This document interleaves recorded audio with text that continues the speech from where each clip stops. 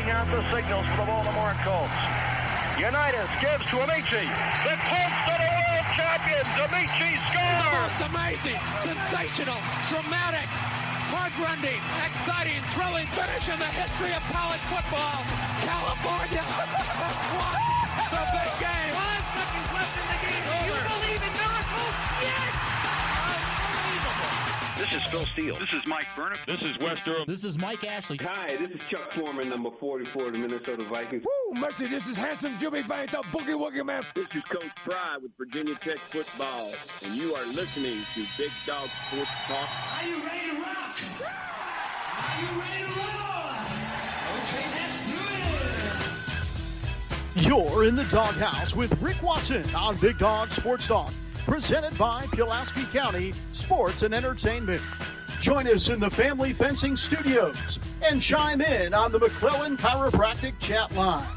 He's keeping cool with help from Little River Heating and Air, but this show is straight fire. And now, the big dog, Rick Watson.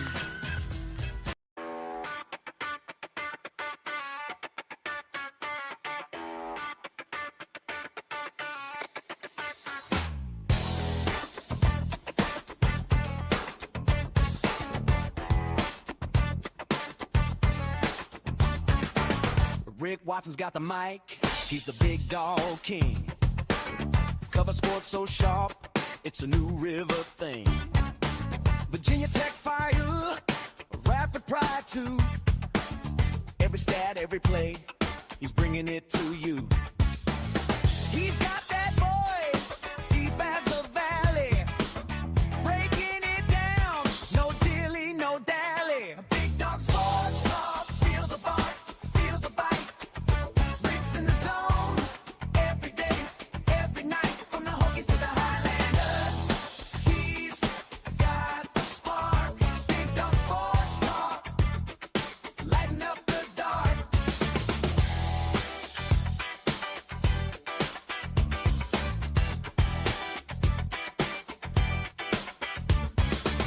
He's got the scoop, faster than a sprint. Calling plays like a coach, every word's a hint. From the courts to the fields, the stories unfold. Rick's play-by-play, worth its weight in gold. With a laugh and a growl, he'll pull you in. Big Dog's podcast, let the games begin. Big Dog Sports Talk, feel the bark, feel the bite. Rick's in the zone, every day, every night, from the Hokies to the Highlanders. He's got the spark, Big Dog Sports Talk, lighten up the dark.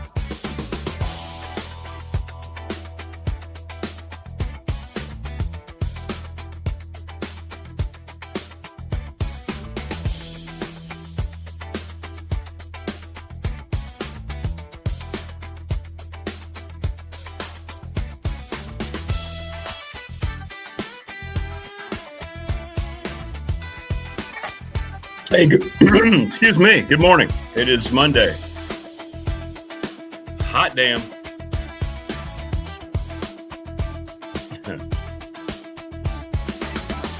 Talk, feel the bark, feel the bite. Rick's in the zone, every day, every night, from the Hokies to the Highlanders. He's Hope everybody had a good weekend. Big Dog Sports Talk, lighten up the dark. Big Monday Dog indeed. Sports Talk, feel the bark, Hit us up Rick's in the zone, every day. on the Professional Door text line, 3910788, or in the McClellan Chiropractic chat room. Here from our Family Fencing Studios in Reiner. Monday indeed. There we go. How's everybody doing? Hope you had a good weekend. Morning, Stephen. Good morning, Prometheus. Good morning, Fire. Stick around, subscribe, like, and share. Coach Elmo joins us at 7, Todd Grantham at 8. Nice to get a coach's perspective on a Monday. And I hope everybody had a good weekend. We had really nice weather Saturday and Sunday. And I think it's supposed to be pretty hot this week. Yeah, we got at least the first half. We got 80s. And then we got a bunch of rain chances Thursday through, a while. But we'll see how it all plays out.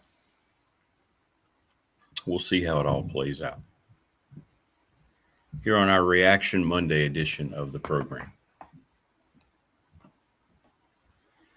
There's some interesting stats that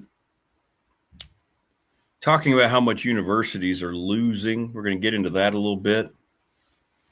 And we're not even talking about athletic departments anymore, but I think it's going to be, I had posted something on the Facebook page a couple of weeks ago and talked about it here.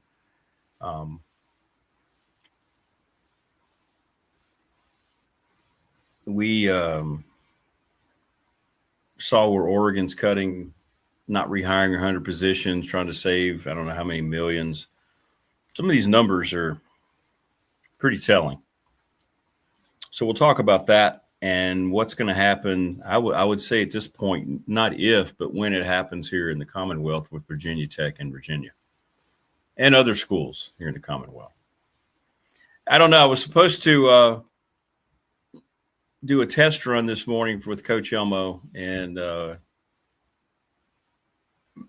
my studio was rebooting, and it took until literally about 5 minutes before the show, before it came back up.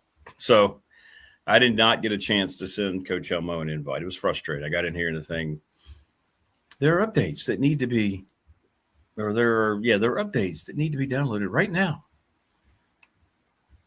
And I thought, okay, this is usually about a 3 to 5 minute thing.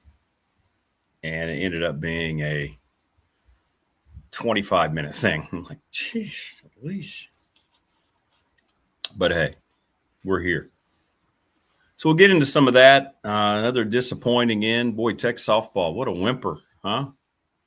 I guess I was wrong. That was a team that looked like to me they had a chance to go and play for a while in this tournament. But, the whole thing was just weird. They get what I thought going in, I thought they were underseeded. And NCAA put out they didn't have Tech in their top whatever. And then we found out that they didn't get to host because of hotels. Then they get shipped down to Baton Rouge. As a matter of fact, I think all 4 ACC teams got eliminated yesterday. They beat South Alabama, who got eliminated first in that region, and then they were down inexplicably to Akron. They had to score 6 runs in the 7th to beat Akron just to survive. And then they were no match for LSU. So I was surprised. Not that I know LSU is good. They're really good. But I thought that would be a situation where they could at least win that and go to a super regional. But that's not the case.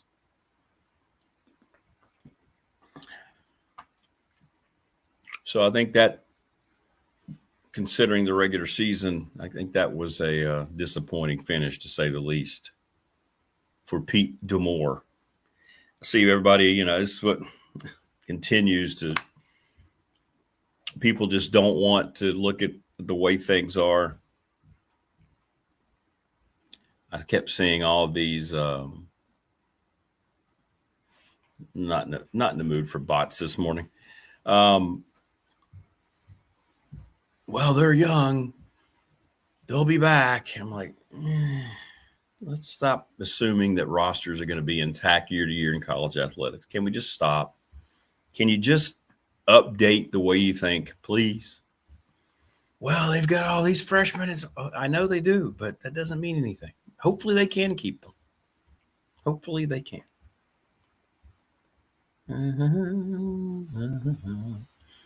Good morning, Morris. How are you? From Coach Elmo's stories to Coach Grantham's schemes, hopefully Rick will ask some questions that have us busting at the seams. You, Rhyme Smith, you. See how I use Rhyme Smith?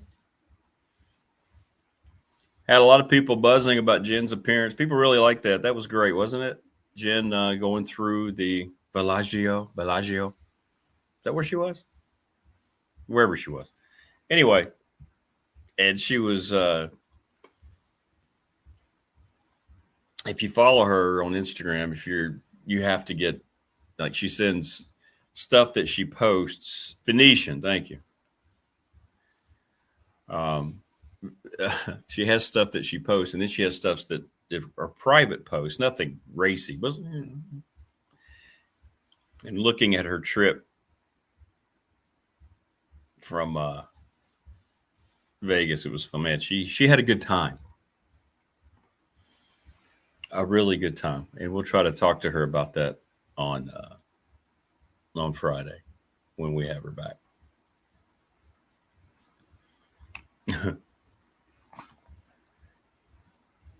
I need to let Coach Elmo know. Yeah, I guess I did not even text him.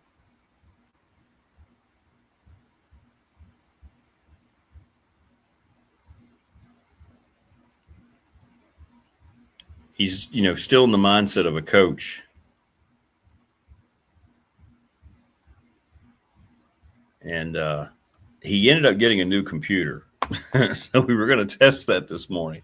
And I was right. It was his drive. His whole drive of the other one that he bought was completely shot.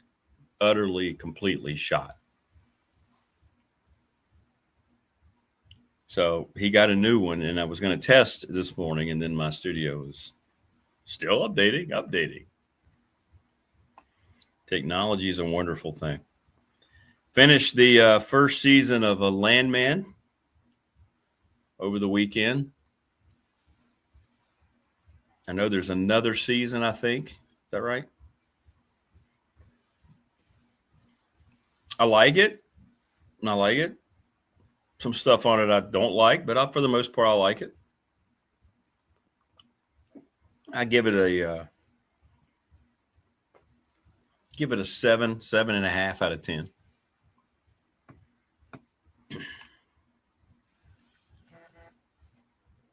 Oh, there's Coach.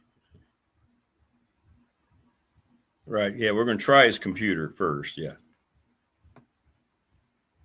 Yep. Got a new computer, so hopefully it'll work out. The PGA Championship apparently was over the weekend, as we talked about. I mean, look, I can't even remember the guy's name. I'll say it wrong. I don't even know what his name is. If somebody heard it, Aaron Ray. He's from Sweden. He won it.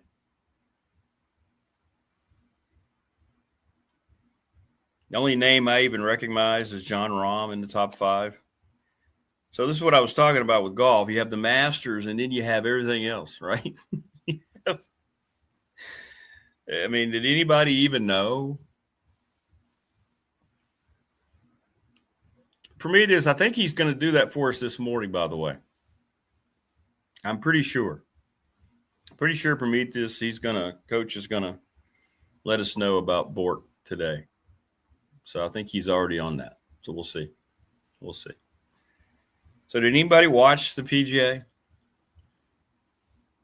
That's what I'm talking about. When they did the whole live crap, nobody was watching the PGA.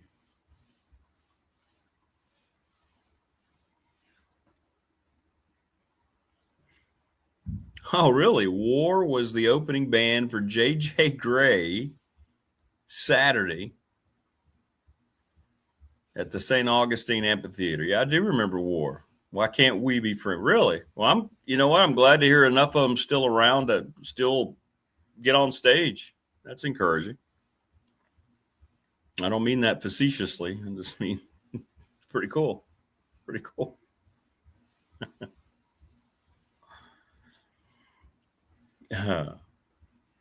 And then this, by the way,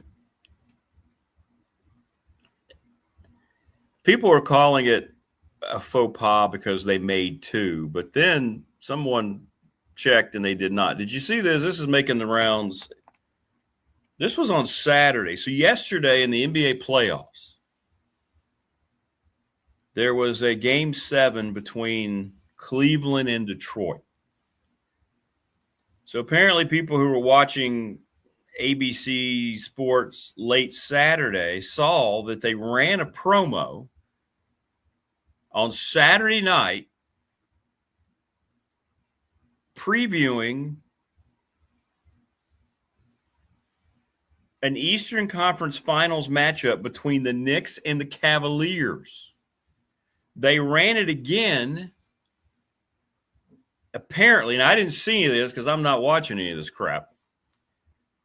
But apparently, again, they ran it in the first half of Game 7. Well, the Cavaliers won 125-94.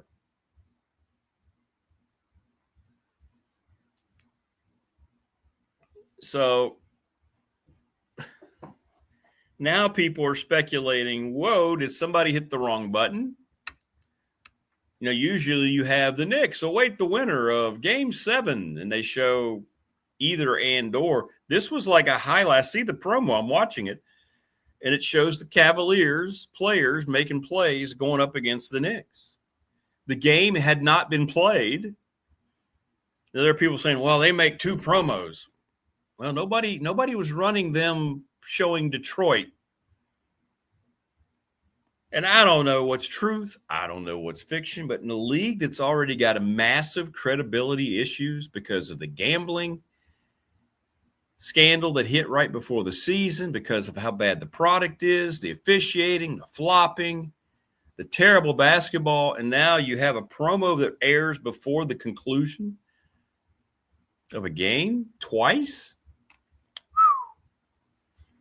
Now, nobody will talk about it. ESPN certainly won't, but that's weird to me. The fact that it happened twice tells me that that's strange. Did somebody upload it in? So those things work on, if you're in a TV studio, they work on a computer. They have little cues like I do here, not at that level, but you just hit the button and then it runs whatever promo has been uploaded into that, that key on the computer screen. And people took notice, man.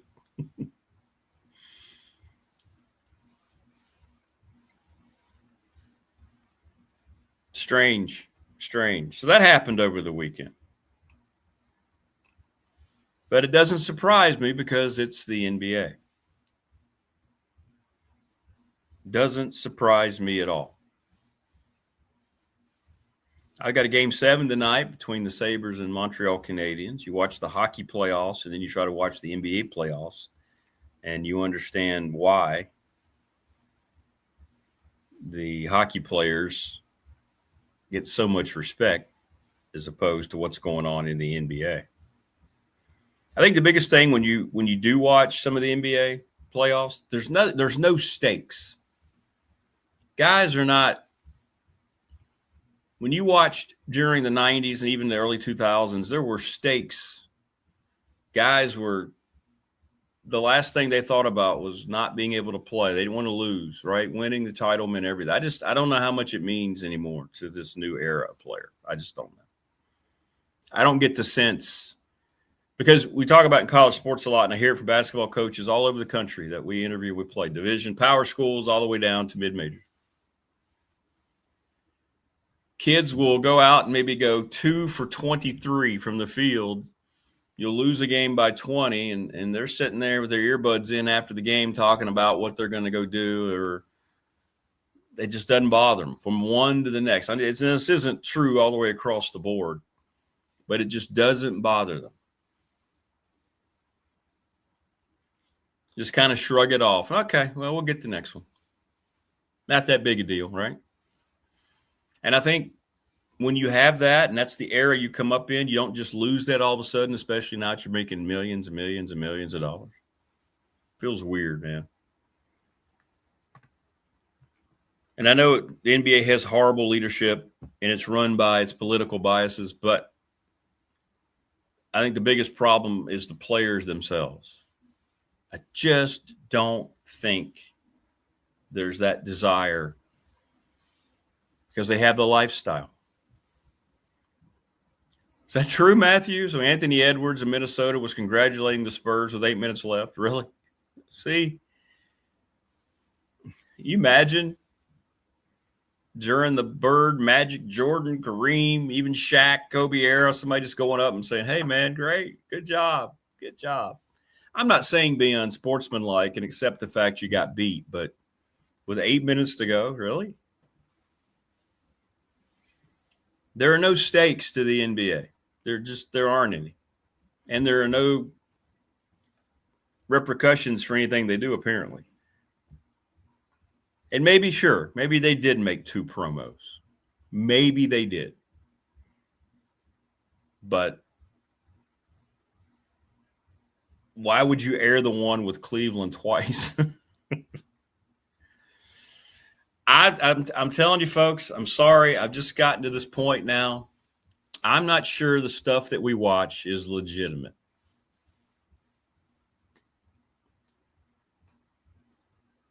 It may have just completely morphed into sports entertainment before our eyes.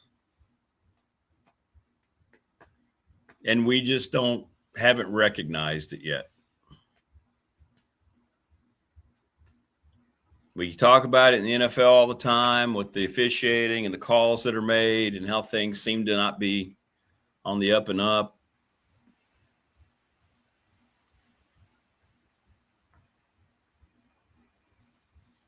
Posted a thing on Facebook last week going into the weekend. 300 more gambling cases in college athletics. 300 were revealed. That's just the ones that are revealed.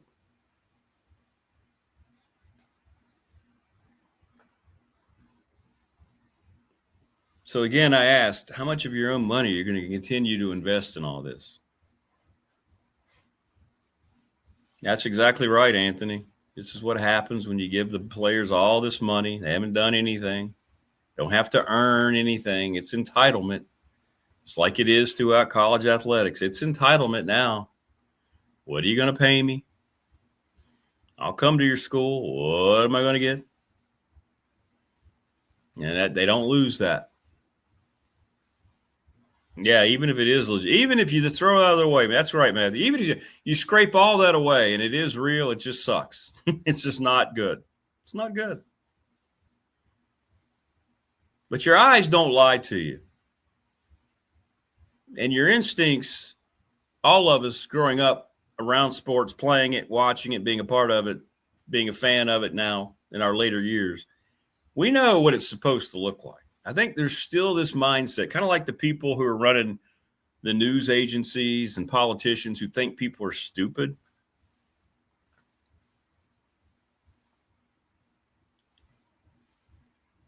I think that's what they're doing now with some of this stuff, right? Good morning, Chris. How are you doing? They just think people are stupid. Is what they do. They just think people, and I guess because they do, they eat it up, especially on the political side. But we know, and I hate it when fans get completely dismissed on how they feel about things, because we're the ones that have paid for all this for how many years? Decades, century. Well, let's say centuries, but lots of decades. But yet it seems like the fans, this is me and you, are the last ones ever considered or opinions matter in any way, shape, or form. And that's the target of all the creations of this whole entertainment realm in sports.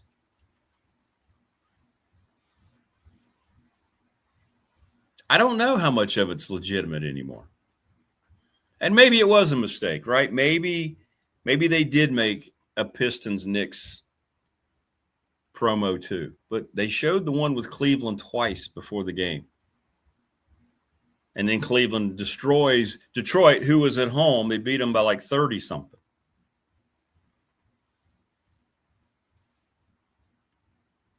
Colleges are supposed to be where the smart people are. Well, let's get into that, because I thought this was equally troubling. Now, this is not something that directly relates to athletic departments, but maybe it does. So this is stuff that was revealed over the weekend, okay? And this is from a couple of business accounts monitoring, universities and things like that I follow on X. So these are legitimate things. This isn't just somebody randomly posting. So Clemson announced overall, this isn't athletics. I want to preface that by saying this isn't athletics. This is the whole university. Clemson is $1.5 billion in debt.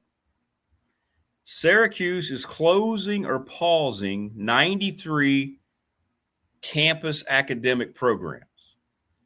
UNC Chapel Hill plans to cut spending throughout the course of its whole university by $89 million over 3 years. Duke recently let 600 employees go within the school in a $350 million budget cut. Indiana, who just won the college football national championship, as a state, overall, their public colleges announced a plan to eliminate or merge nearly 600 programs statewide. The universities are going out of business. Now, we look at it strictly from the athletics side. Oregon was the first to announce this about a month ago. Not rehiring over 100 positions. And these schools, they're going out of business. The tuitions have gotten so ridiculous across the board, even for in-state students. Isn't it crazy to read those numbers? So we look at it from an athletics perspective. James Franklin's talking about how the new president's got to have football in mind. Well, I think the new tech president's got a lot more on his plate than worried about football. Because this is going to hit here, and we're going to hear reports like this soon, because I don't understand how there aren't more schools, and maybe there are. They just haven't released their numbers yet. So we'll see what happens here and these budget cuts and what they mean.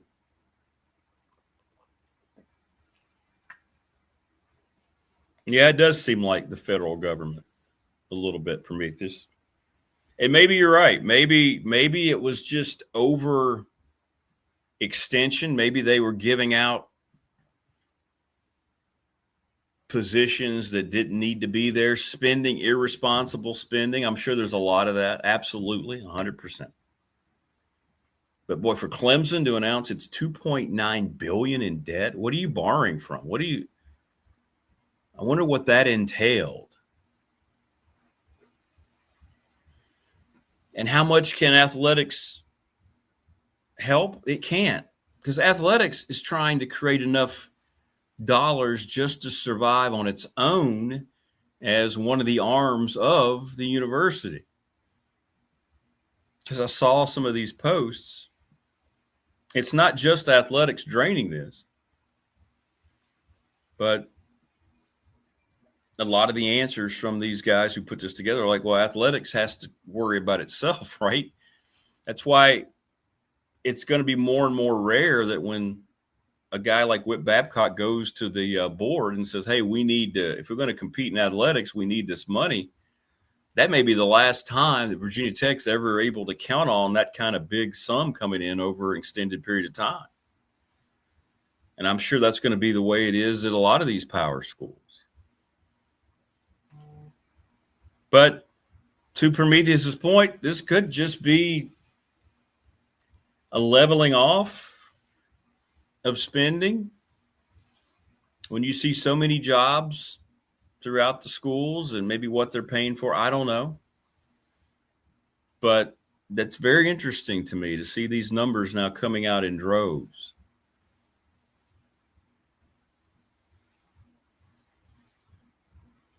I mean,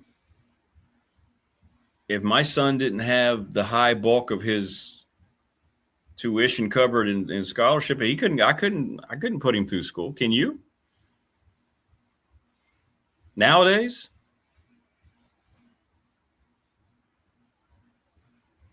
Some of these schools, out-of-state tuitions are six figures.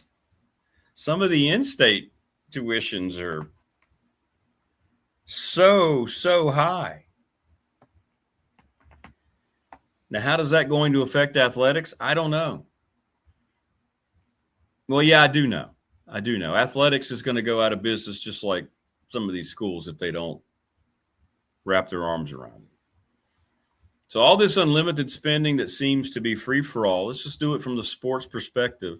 How can the universities continue to support that?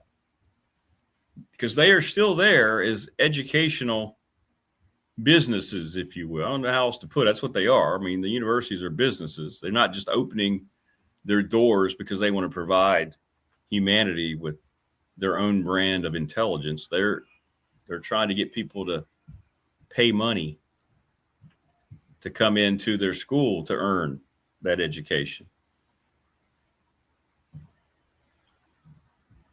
I mean, we're at Radford, got a new president. The first thing that he wanted to do was get the tuition, get the enrollment back up to a certain number, right? So what are we going to do? What are we going to do? Well, if you say the fish rots from the head, I say it all the time, and it's true.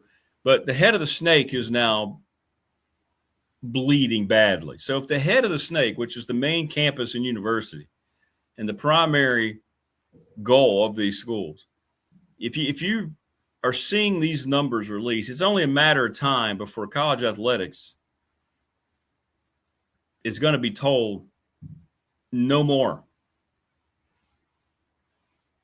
I think we're going to look back at this free run of kids coming in for millions of dollars out of the portal, coming out of high school, making millions of dollars. And we're going to look back on it as one of the stupidest eras that we've ever gone through, because nobody wants to be the first or to be controversial to try to bring common sense into it. Nobody wants to go back and examine why NIL turned into pay for play almost overnight. I would think somebody could look at the results of the Ed O'Bannon verdict, right? And say, okay, so this is how name, image, and likeness was defined. And I don't know enough about law. We have Ryan Pry, our attorney, Richie Davis, our legal counsel. I'm just a layman throwing this out there as a sports fan. But there were definitions of what national image and likeness were as a result of that trial that Ed O'Bannon sent all this in motion, that whole O'Bannon verdict. So why can't schools stand up and say, all right, you know what this is? These aren't kids earning any NIL. This is free agency in a place where our main business is no longer surviving, and yet we need to come up with upwards of $6 million to sign a freaking quarterback.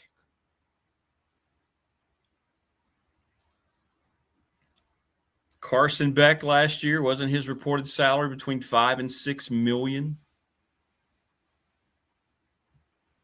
And we just roll with the flow.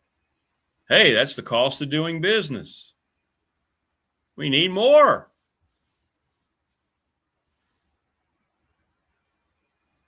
Well, nothing is going to spur action more than when the money starts completely being evaporated into nothingness. Someone's going to have to sack up and say, can we use the actual wordage of the O'Bannon verdict and turn this thing back into what it was? I have zero problem with any kid coming out that can go out and absolutely create his or her own deals with whatever business they want, do whatever they need to make as much money as possible. But this whole thing of having a salary to come and play a damn sport, and in a lot of cases, only taking online classes, not even being part of the student body, I mean, it's not going to be around too much longer. There's no way the numbers are not going to add up long term for this just to be a continuous sieve of money going into this crap. It takes away our experience as fans, because now you got a kid out there making,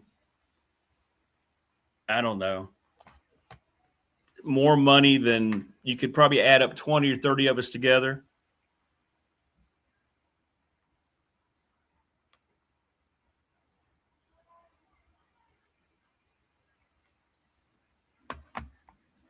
Whatever it might be.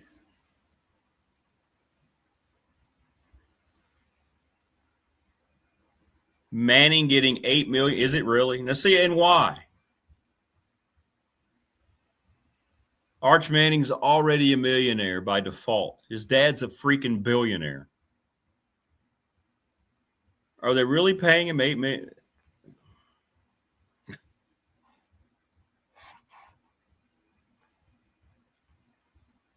So we're just told we have to accept it because that's the way that it is. Jay Pearson says we set a record. We just want more. We need more to compete more. We're not going to tell you how much more, just more. And now universities are in danger of going out of business.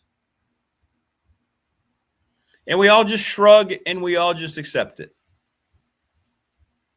Because that's what we've now fallen into as sports fans. This is the way things are being done.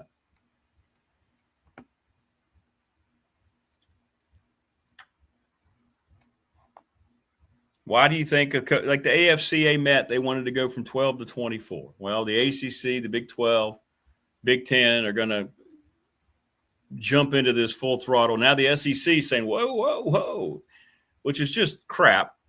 ESPN's the only people being, why ESPN's standing in the way? They don't want to share the postseason with any other networks, which is what would happen in a 2014 playoff. It's all about money. So the coaches want 24 teams because they want to try to create more revenue opportunities as they can because they don't foresee this happening. And Cooper isn't a millionaire. Oh, I guarantee you Cooper's a millionaire. Forget about Cooper. I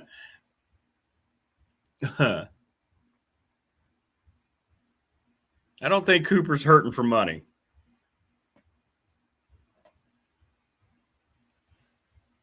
That family's worth billions. I think they're fine. You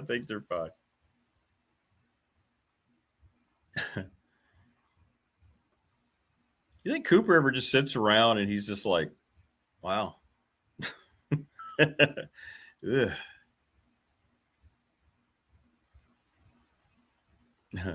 All because we have to win, come hell or high water.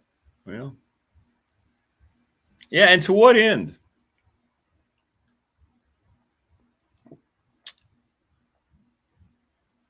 I think this were a logical. If I were someone who had the means, which I clearly don't, but if I had the means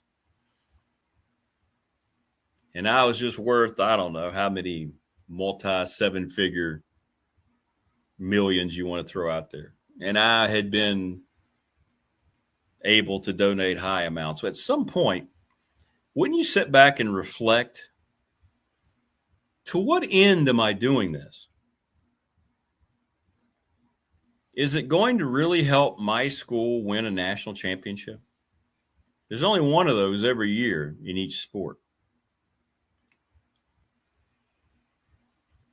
Is it worth the multi-million-dollar gift that I am giving to watch my team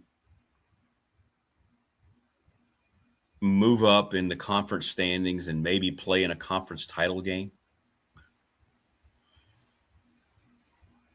Is that my ROI on that? Is that, what do I get out of that?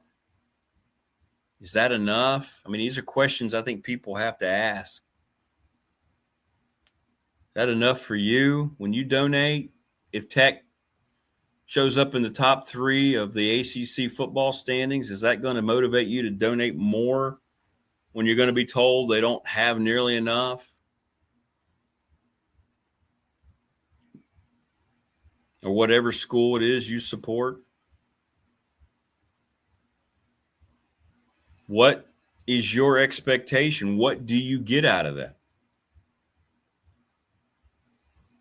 I don't know.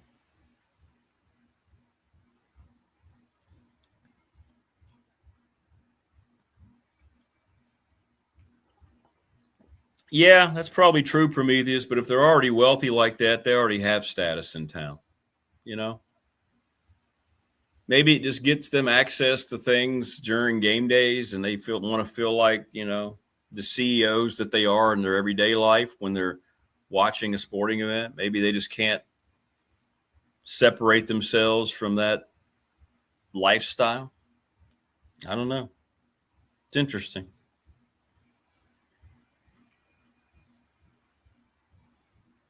But when you hear unsustainable throughout it all, it's no longer just pertaining to college athletics. It's now going up to the president's offices on all these campuses. And that's why you're going to see more and more athletics programs be completely siphoned away, no matter what it is. And we're going to start getting into bigger profile programs probably sooner than later. I mean, some of these schools have 25, 28 programs. Look at Stanford and Cal, which is still the stupidest, most illogical conference edition that's probably ever been created, joining the ACC. Now, I know we've talked ad nauseum about the travel costs and all that, but none of this was ever considered. None of it. We've had, at our level, and I'll just give you an example specifically, the Campbell Fighting Camels. They've been in and out of the Big South twice. Their football program started to have success early. They started one, they had some private funding. They felt like they could be on a fast path to being a high-profile FCS school. And then at some point, 10 years down the road, whatever, kind of pull what a James Madison or Old Dominion had done. Now, those schools have had football for a long time, and they've had to gradually build up to it. So Campbell left our league strictly for football because the Big South only now has, I think, Charleston Southern, Gardner-Webb, and Presbyterian. We only have 3 schools that play football, so they've had to combine with another mid-major league just to have one football conference, if you will. Well, now Campbell is losing money hand over fist. This is specifically from athletic, because I know a lot of people down there. They're former AD, they're broadcaster. And they are ruining the day they left the Big South, because now they travel all these different regions. They go up and down, southeast, out west, bouncing around with their football team. And they said they underestimated the costs of all the travel, the hotel, whatever it might be. They underestimated that over time by like $20 or $30 million. And they are in the red because they caved into the football temptation without thinking about all these things. They've tried to rush the process along. A lot of schools have done that when their football programs had success, because football's the key to success, right? Football's the trigger. Got to have football doing well. Well, that's true if you're a power school in particular. Campbell was never going to be part of a power conference. The best they could have ever done was rise at a G5 level at some point, and maybe 20 years down the line created themselves a scenario like James Madison had. But they didn't have leadership that understood that. They've had 2 new ADs since. right? Yeah, exactly, Anthony. Why do you think he left? The Campbell's head basketball. That's a great point. He left to become an assistant because they told him, by the way, you know that money? And this is exactly the way he explained it, Anthony. So he's a good coach. Exactly the way he explained it. It's exactly I was told how it happened. He was told, here's your budget. All right, cool. I'll be able to go out and get some players. They went to him right when all that started the week before and said, you know that budget we told you? You can't have any of it. So what did he say when he left? Administration has informed me that I can no longer have the tools that I need to compete at this level. So therefore, I'm resigning as head coach, and I'm going to go take an assistant's job at Louisville. And he's going to be making more money. And he's a really good coach. He was going to make Campbell a good program again. Thunder says college sports are starting to price their longest and strongest fans out, 100%. Is a championship trophy worth destroying our kids' futures, our heralded college legacies, and the future of the country when the inept generation we created grows up to become our leaders?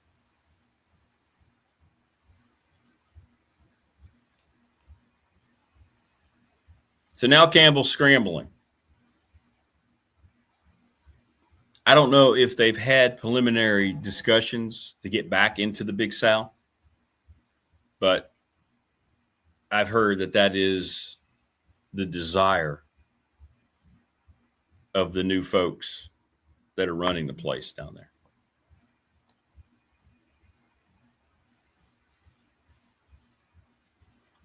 So the grass is not always greener in any way, shape, or form. And to have, we always talk about self-awareness, all right? How could anyone down at a place like Campbell, if you ever been there, it's a beautiful campus, but it's in Bowie's Creek, North Carolina. Have you heard of it? Probably not. You've probably heard of Dunn, North Carolina. So, for instance, whenever we played down there, Radford, we had to stay in Dunn and drive about half an hour, because that's the limit, to the game, to practice, to play the game.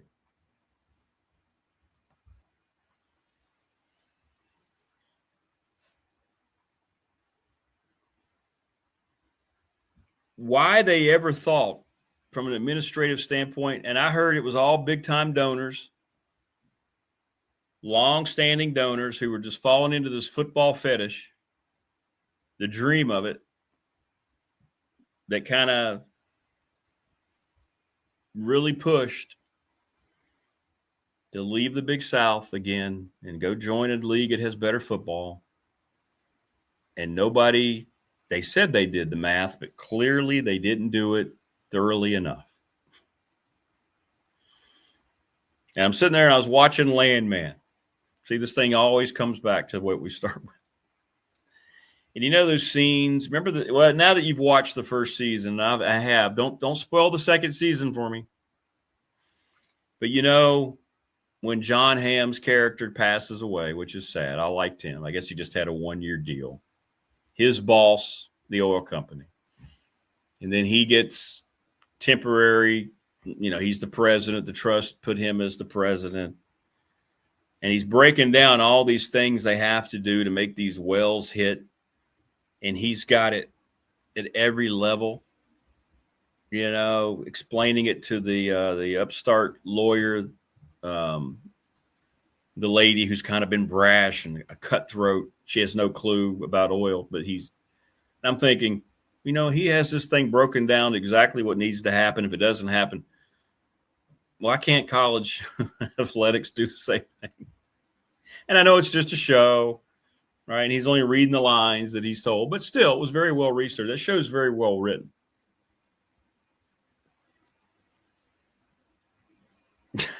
Wayne, Campbell's mascot is Gaylord the Campbell's, a fighting camel. So, yeah. And maybe it's all Gaylord's fault. It might all be Gaylord's fault. Now, this is not Gaylord, but there you go. That's Henry.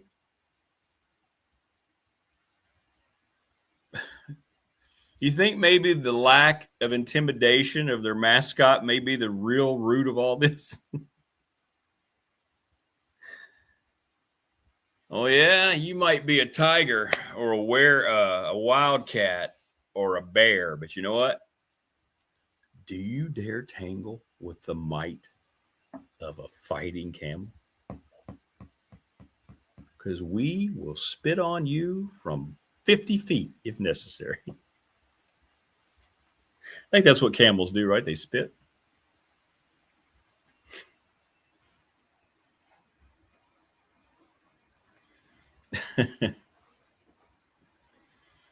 Yeah, they did. North Dakota State going to the Mountain West. They did. And that is primarily a function of their football program. Yep. They've been so good. And I guess they felt like they'd outkicked their competition so far, right? They're going to be a Division I football school. Yeah. Camels versus turkeys, war of wars. And they've played on the hardwood.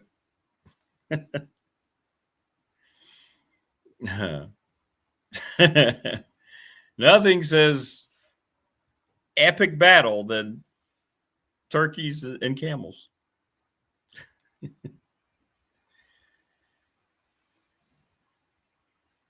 That's good stuff. That's good stuff.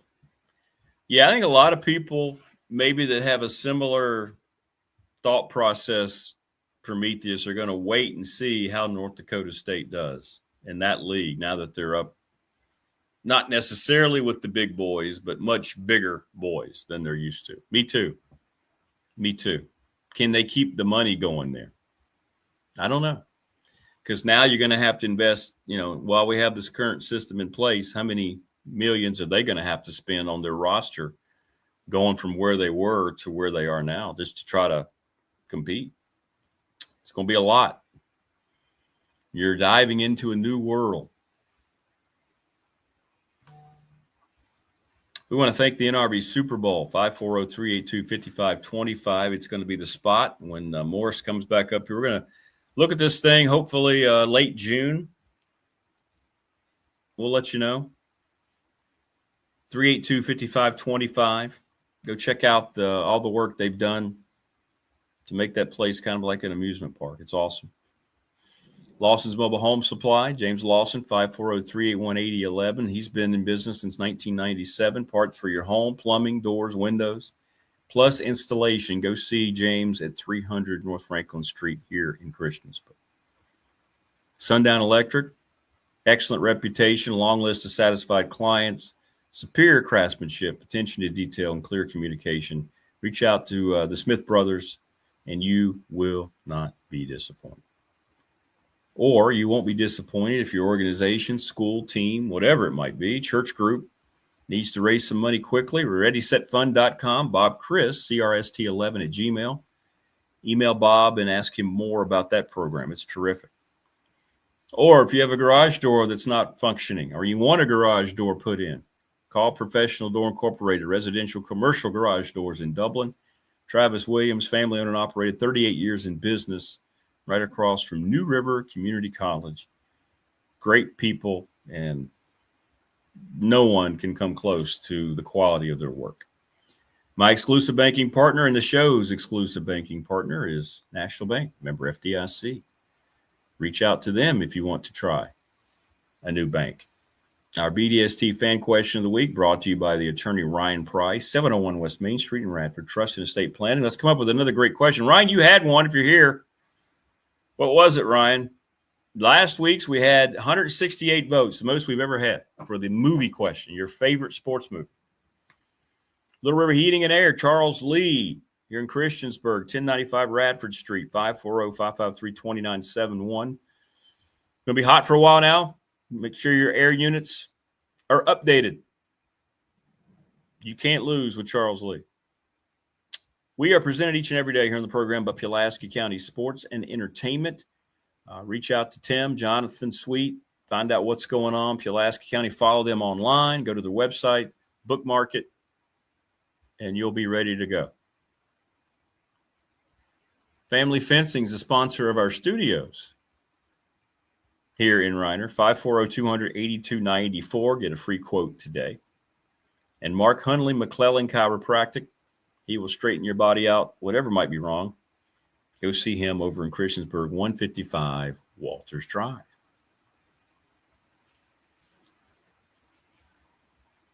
All this stuff is silly anymore, Anthony says. Northern Illinois left the MAC to join the Mountain West. Yeah, nothing screams mountains like DeKalb, Illinois. Right. Strictly for football. Correct. Let's see if leaving their footprint and rivalries that made sense, let's see if it makes any sense to them long term. See what their reports are in terms of revenue as opposed to what they spend on their roster to also be in the same situation as North Dakota State. More of a lateral move for them out of the MAC, but the MAC, and Will Stewart brought this up, has basically been destroyed with all the sacrifices they've made to play Tuesdays, Wednesdays, no crowd support, no fervor for the programs. When are they playing? Tuesday night. I've got 3 exams. What do you mean they're playing on Tuesday night? I've got papers due.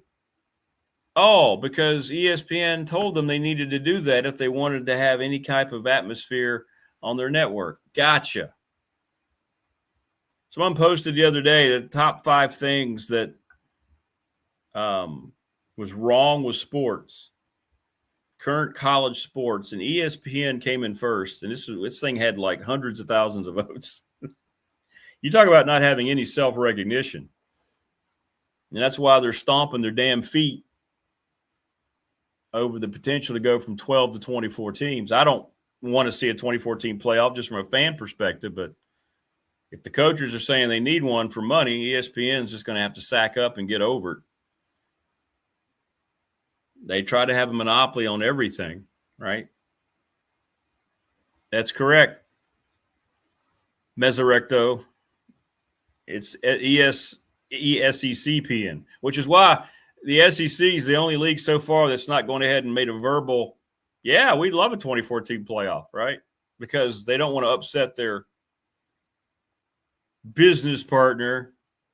But at the same time, there's no way Greg Sankey, who wants a 24-team playoff, he was the one behind the extension of the NCAA tournament, but yet he doesn't want an extended playoff to try to get 6, 7 SEC teams in there every year. Come on. Coach Elmo going to join us here in a second. Prometheus asked, the question is, would you rather be at the top of a smaller league like Tech in the ACC, or should you move to a bigger conference like the SEC? If I'm Tech, I'm staying unless Miami, FSU, and Clemson leaves. And they are all going to leave. All 3 of those schools are going to leave. That's a great question, and that's something that the new leadership in Blacksburg will have to address. Joining us now on the program, and I'm sure he's glad that he's not part of this every day now. It's Coach Elmo. Coach, how are you? Is this the computer? This is the computer, Rick. Can you hear me? Yeah, congratulations. Awesome, man. We got you. Well, I hope the picture's fine. I hope the microphone is working. That's the key. Nice round of applause for Coach. Yeah, no, it looks good. Sounds good so far. So that's what Can you hear me? Yeah, as long as the biggest issue is the microphone. That was the biggest issue. And you say the whole hard drive was completely shot? Well, I don't know. I have no clue other than they told me it was, and then they called me back, and they went through all sorts of bells and whistles, and they said they found the problem getting it, quote, activated, at least from a microphone standpoint. And that was the biggest issue. So I hated to have a computer because I'm not using the computer camera. I like this camera that I bought. Yeah, that's a good camera. Yeah.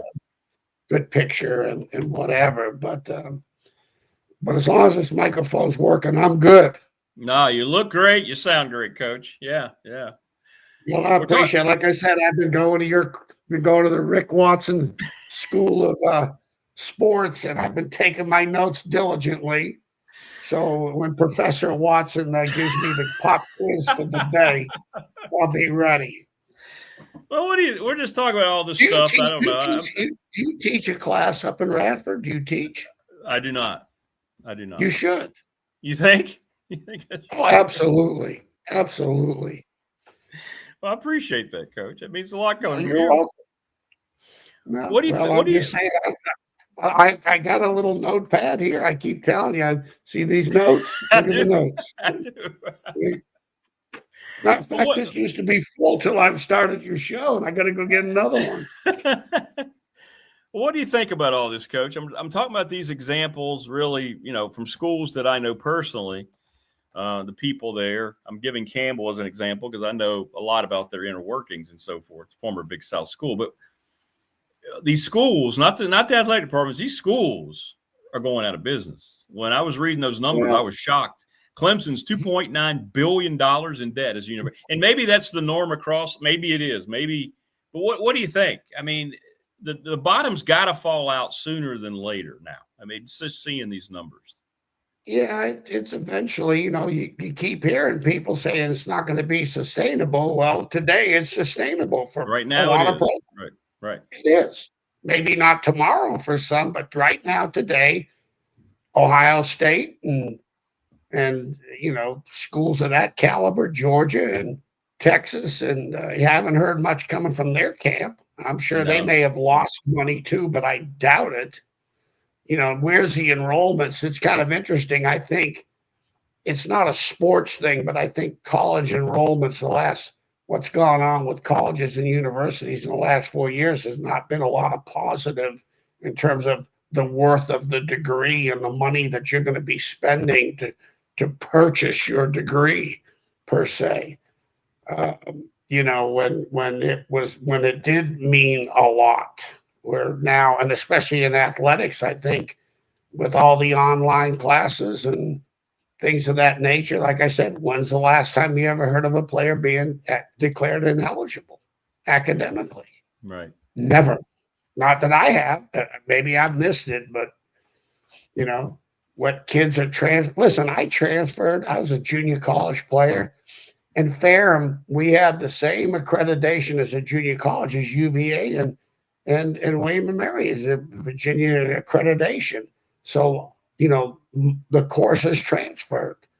The English course at Ferrum was transferred to Virginia or transferred to William and Mary.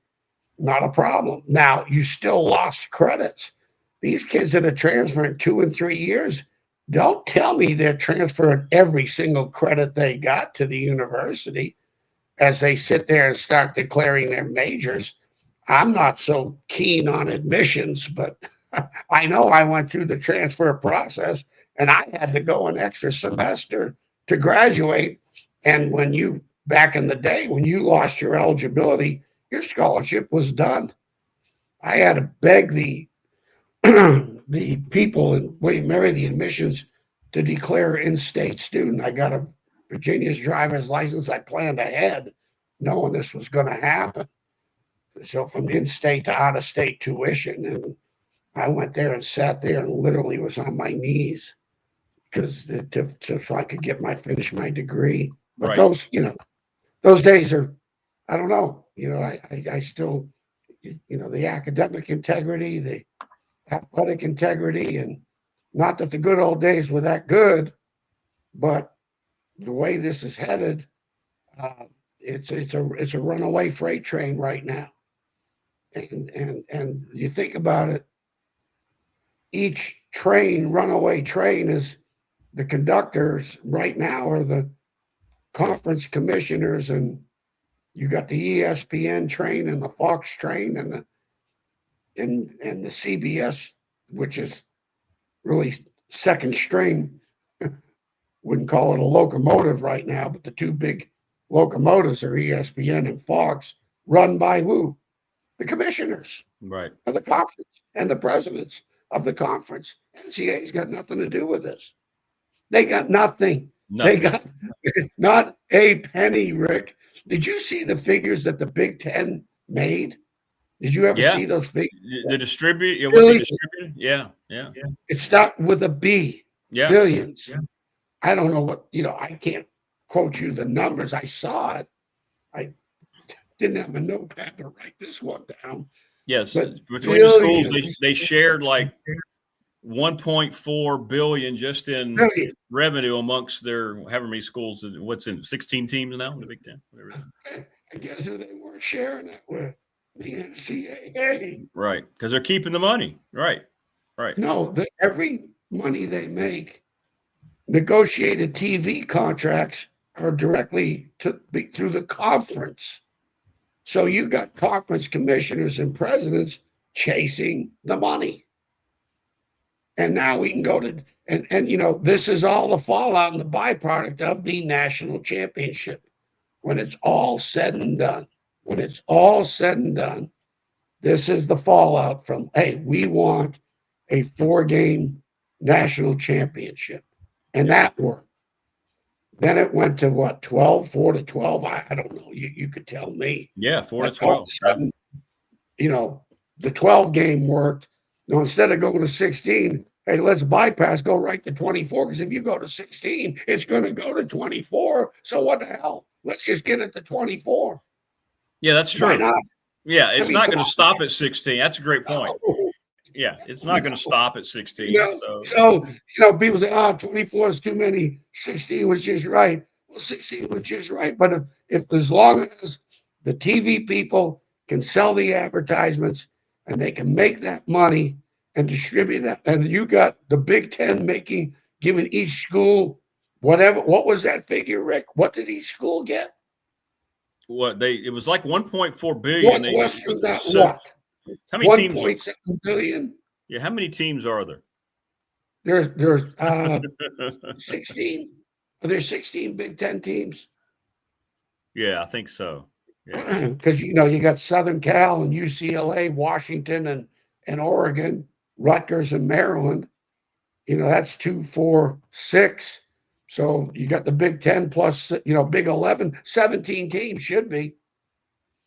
Yeah, should be divide 17. that. Yeah, that's a lot of extra revenue. I think that's a great point. Yeah, that's a great point. Guess what, Rick? Why would the Big Ten want to change anything? The commissioners are the presidents. Because it's football run. Yeah. Everybody.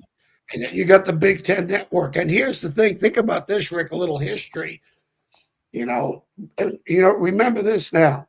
If you are a Power 5 team and you're going to go play Alabama, Georgia, Ohio State, or Texas, you're going to command over $1 million to play that game and all your expenses paid.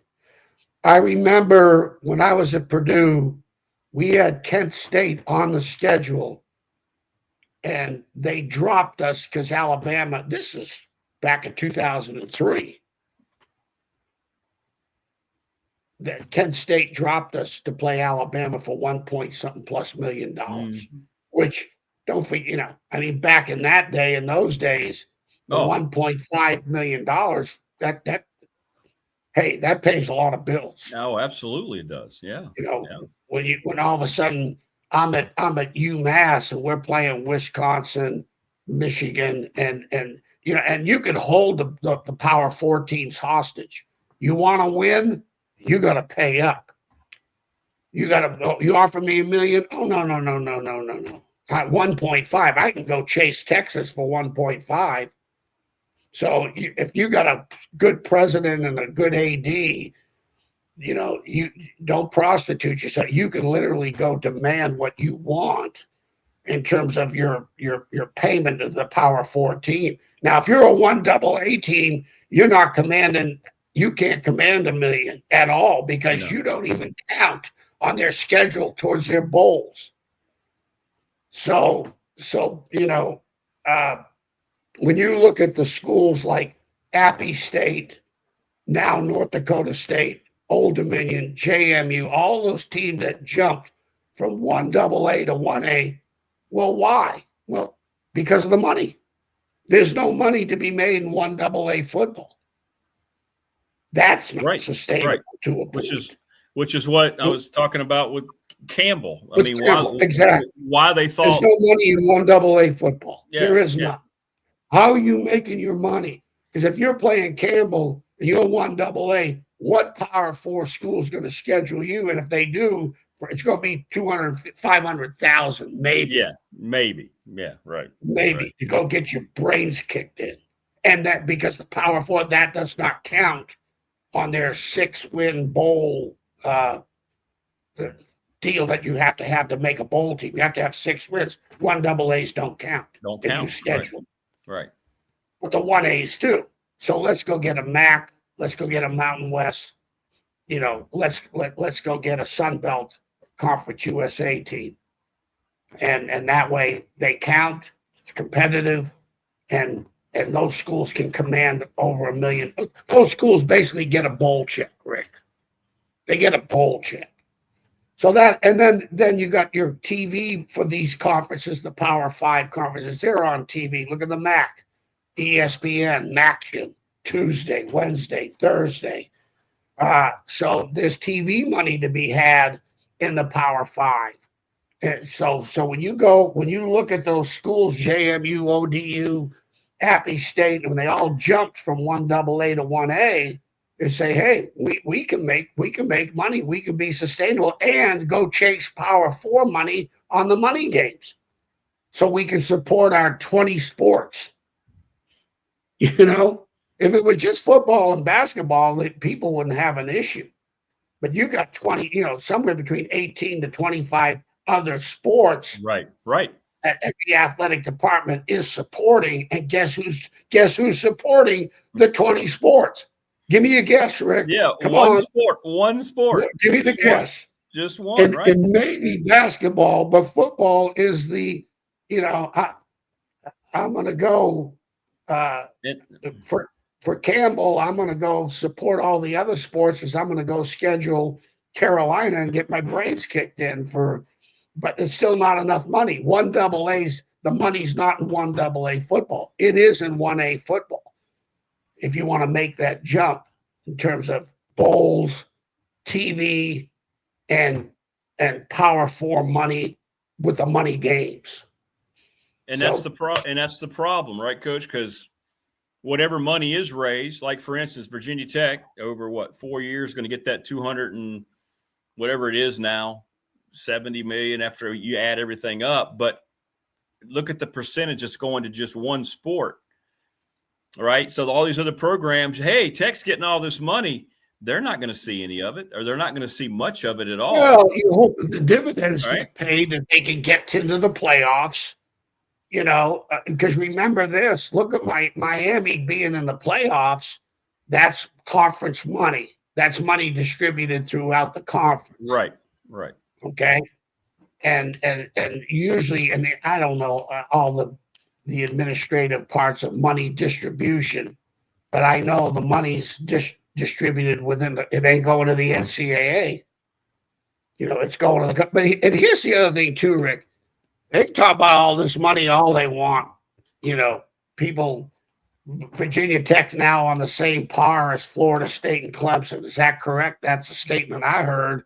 Yeah, that's what they're claiming. Yeah, right. Went to the board and said, look, we've got to get on the Clemson Florida State train. Well, how did they do? Now Virginia Tech's got the money they got. Well, what did they do with their money?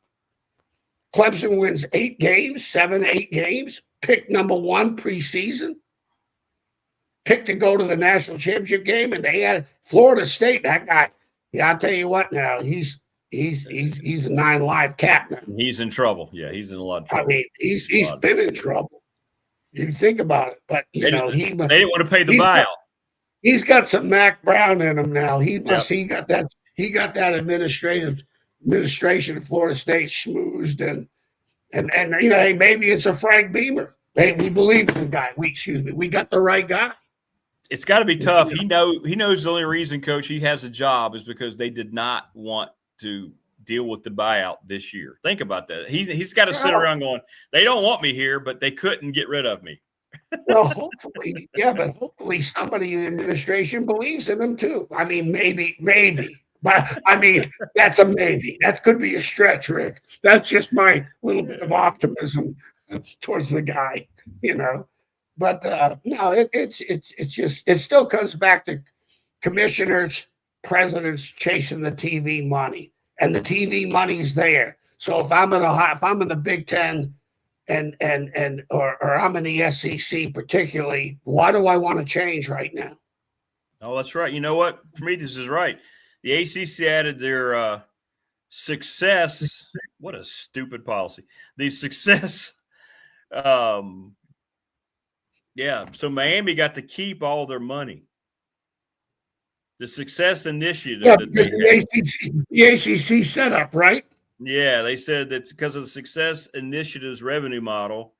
The schools who are encouraged, right? They get to keep. They have an option, and they, obviously they're going to keep the money for themselves. So nobody else saw any of Miami's money. Ouch. Ouch.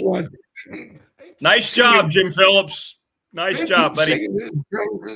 Let me tell you, I got too many boxes checked on the negative side on their decisions. And let me start with the conference championship game. Let me just start there. Okay. That was a disaster.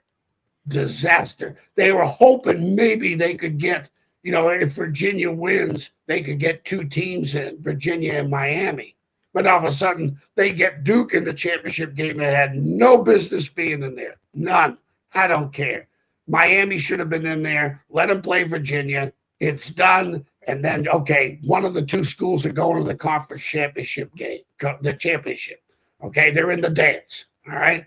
Then Duke beats Virginia. That just screwed the whole thing up. Screwed the whole thing up. That's right. I mean, a disaster. Revenue incident. Wow. Jim Phillips makes 7 figures to make calls like that, too. So, in other words, the rest of the league doesn't even benefit. That's great. No, that's what's sad. And that's the sad part. You're talking about the ACC just trying to play catch up. They're trying to play catch up. Horrible leadership. And yeah, it's a tortoise and a hare race right now. And they're so far behind. Easy to say, but like I said, I may be dead, Rick, but in 5 years, I just don't see basketball. What carried that conference for years. And the sad part is, I really believe the administration thought, hey, we got Carolina basketball. We got Duke basketball. We got the ACC basketball. That's it's not our front porch, but it's a wraparound porch. Yeah. Okay. And the front of it's football, but there's still the whole thing's wrapped around with ACC basketball. And next thing you know, the money got so big. The money got so big for football, and the revenues that were coming in and the eyeballs that were watching college football. And I mean, now basketball, who cares? Who cares? Carolina, hey, we got Carolina basketball. You need to have us in the SEC or the Big Ten. No, we don't. Not because of basketball. There'll still be an ACC basketball league. Yeah. It'll be like the Big East. I really believe it. Yeah. They will still have ACC basketball. I believe it. But as far as football, don't be shocked. I'm probably wrong, but I hate it when I'm right. Don't be shocked. UVA to the Big Ten and Virginia Tech to the Big 12. Yeah, I think that's happening. I think don't be shocked. Louisville and Virginia Tech, I heard, are really high priorities for the Big 12. They're working on it. I think they're already working on it. Yeah. No, trust me, there's back channels. And that I've always said the announcement that Virginia Tech's got all this money, I've never heard of. Why would you? I mean, one thing about Virginia, there's two things about Virginia right now that impresses me. One, the stability, like I've been saying for the last 3 years. Okay. And two, you don't hear crap coming out of their camp with the money. They got that one donor. They don't even know if he's alive. If he is alive, they don't know who he is. You don't hear anything. Nothing. They quietly went out and got 30 poor little kids that won 11 games and put them in the championship game. Quietly. Very quietly. And that's how you want to run a program, unless you're Ohio State. and Texas, because you're going to have enough noise as it is. Don't try to create it right now. And then, the other thing too, Rick, I'll say this, and I'll stop here with the money part of it. People think, here's the problem. They could have 24 games. They could have 50 games. It's still going to come down to Ohio State, Michigan, Texas, Georgia, Alabama, LSU, Florida, maybe hopefully Southern Cal could knock it back into the park, because that's good, and Notre Dame. But Indiana kind of screws all that up. Well, what about Indiana? Well, let me tell you something about Indiana. They got a coach that knew what the hell he was doing, and the school made a commitment to the coach that knew what the hell they were doing. So that's how it worked. It was a perfect storm. And guess what? Well, could Purdue do it? Well, they ain't got Frank Signetti. Yeah, that's right. That's right. And I don't know if they made that commitment or not. Indiana made a commitment. Don't forget, when Notre Dame had Jerry Faust as the coach, they were horrendous. Remember? Yeah. Oh, yeah. It was, terrible coach. Yeah. Horrendous. Then all of a sudden, and I've always been told this, when Notre Dame decides they want to be good again, they will be good again. And that's Notre Dame's decision. So every university's got to come to a crossroads. Okay? Virginia Tech came to a crossroads. It finally bottomed out. That it came to a crossroads. What are we doing? Virginia came to a crossroads, and guess what? Quietly, they turned that whole thing around with people are in shock. They turned it around because there was no publicity. There was nothing. Hear a word. You still don't hear a word. You're right. Right. But Virginia Tech, they're out there. They got the band playing in front of the football team, and every announcement, it is a huge, huge deal to everything. How Franklin ties his shoes in the morning. It's like a big press conference. Well, to clarify, Tech won't be leaving until the ACC breaks up, which is going to happen, like Coach is talking about. Yeah. Miami, Clemson, Florida State, Virginia, and Carolina will all not be part of the ACC. I think, Florida State, look at the money. The problem, here's what I see it as an issue, Rick, and I don't know. Noah's KNOW, but here's my speculation or guess. People are they don't want to start cutting sports. They don't. Some have to. But there's no administrator wants to cut sports. They really don't. No, they don't. Okay? They don't. They don't, Rick. You know that. You work with your administration. We've had to do it. Yeah. You've had to make some decisions. It's the worst day of your life. That whole department. You don't survive that. You just for like a month, you're just a dark cloud hanging over you. It's not good. It's not pretty. But here's the deal.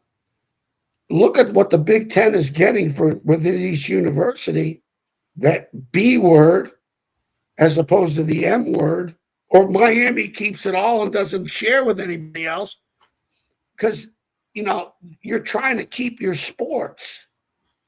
And, football's always been the revenue maker. Well, now football, because NIL is not just football, NIL is maybe baseball, maybe tennis, maybe whatever. Yeah. Girls softball, right? Some women's sweat. Texas Tech, who paid millions of dollars for a softball pitcher, women's softball pitcher. So in order to sustain that, you got to really make the football commitment to chase the TV money. You got to go chase the TV money. You got to chase ESPN. ESPN's got to want you on TV. Like Virginia Tech used to be the Thursday night draw. Yeah. Thursday night. I was there in 1994, Thursday night versus West Virginia. Hell of a game. We beat their ass, and it was a hell of a game.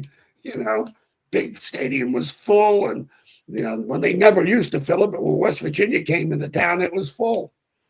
And we were ranked number 12th in the country that 1984 when we played them. So that's that. Hey, I looked at the Bork kid, by the way. I saw one of your. Yeah, you were. Yeah, people have been asking. Did you get a chance to look at him in depthly? You got a high school. I did. So is he worth all the hoopla? I mean, Tech fans are falling all over themselves. He is. First of all, being from Massachusetts, I can say this: it's a hockey state. Massachusetts is a hockey state. That is true. Hey, the three best players from my high school, and I was not one of them. I was probably the third best. I know for sure the third best. The only way we got to college is through our high school custodian. But he plays at a very elite private school, Tabor Academy, which I'm very familiar with. And it's good football. They got a hell of a tight end, man. All of a sudden, he flashed in front of my eyes watching that. I don't know who he is, but I'd find out who that kid is. He's supposed to be 6'4", 220. I don't know. He's somewhere between 6'2" and 6'4". I think more to the 6'4" range. He's a competitive runner. He's not a great runner. He's gonna competitively get you a first down when he needs to do a first down, or when it's in the red zone. He's not going to run out of bounds. He'll cut back to go score a touchdown. That's what I saw in high school film. I think he's very accurate when he throws the football. The only issue I had with him, he's not an over-the-top guy. He's almost like a Phillip Rivers. Not Phillip Rivers is more of a sidearm guy, but this guy, that ball never goes. It's an ear hole. He drops his elbow and it's an ear hole. He can get a lot of knockdown passes in the college game, and not that that's going to change. He is 6'4", so that does help. But that's the only negative I saw. I think he's a good one-piece thrower. He's definitely a spread passing attack, which means, he's throwing up open guys with huge windows. They're open. Does he play in a spread? Is he playing in a spread offense, Coach, at that private school? Spread, not necessarily. He's not a spread guy. He's not Kyron Jones. He's not the kid. If I compared the boy from California, the Yoon, and this kid, I think Yoon's got a little more upside to him in terms of development, in terms of timing on the timing throws. Because when you get to that, from high school to college to NFL, those windows get smaller and smaller, and the protection gets less time. You have less time. The time gets less and less and less to get that ball off. The only thing I hate, like I always told you, if I had to do this for a living, and I had to evaluate a quarterback, at least be one part of the evaluation process. Give me all the 3rd and 7 to 11 throws versus man coverage. I want 4-man pressure man, 5-man pressure man, 6-man pressure mans on that down and distance of every throw he's made. I don't want to see no zones. I want to see man coverage with pressures, and then cover 2. That's another way of pressure coverage. Those 2 factors, that's how I'm going to evaluate my quarterback. See if he's worth a damn, because he's got to get the first down. All right, I don't want the coaching. I don't want the coaching to be a part of his creating the first down with draws and screens and quarterback runs. Crap. Put the ball down the football field. Give me a first down. So you've evaluated both on their high school. I know you were raving about Hune, and I've heard Bud Foster was talking to me privately about Hune. In 3 years, let's just say for giggles, they're both still in Blacksburg. Who's the starting quarterback in Blacksburg in 3 years? You know what? Who knows? I mean, but if you had to guess between those two, let's say it came down to Hune, but it was one of the two. They were battling tooth and nail. Who do you think wins the battle?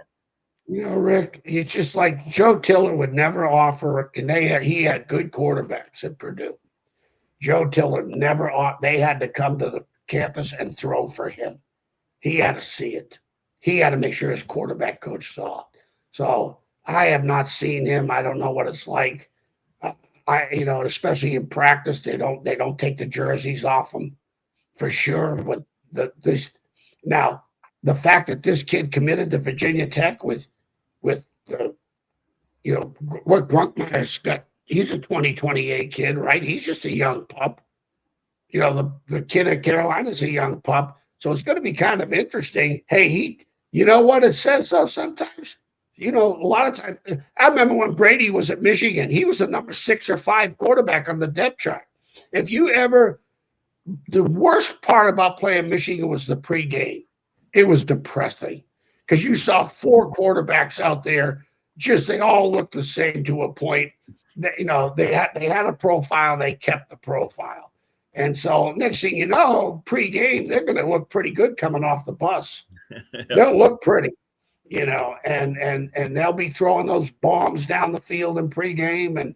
And I remember whether it's Miami or Michigan, and I used to be the DB coach, and I'd sit there and go, it's going to be a long day. I hated pregame. I hated watching them in pregame because you're going to get your ass kicked. But I think the kid from California, I think Hume is a little more polished in terms of his timing. I think he's leaning more towards the West Coast talent. I need to see a game tape on him too. I need to see, the highlights. You're just going to see nothing but good. Yeah.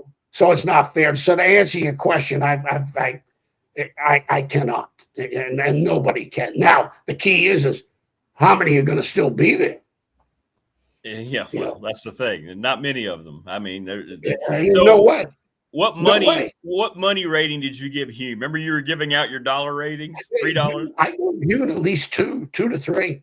What would you give Bork after watching him? 1 to 2. No more, no less. I give him 1 to 2. I liked him. He's a talent. He's 6'4", 220. Now here's the thing: the guy that recruited them for Penn State recruited them for Virginia Tech. They had to have had him in camp. Oh, sure. Yeah, they've had him a long time. They've known him a long time. Yeah. They've known this kid for an awful long time. And you know what? To the kid's credit, he goes, hey, screw you. I'm going. I'm not afraid of competition. I'm going to go in there and beat them all out. That's what you want. You want a guy that's going to sit there and go, all right, I'm number 4 on the depth chart. Guess what? I ain't the one going to be transferred. Not me. And the money that Franklin offered him was not bad either. So whatever. But you know what though? Here's the deal. You got to look at it this way too now in recruiting. All right.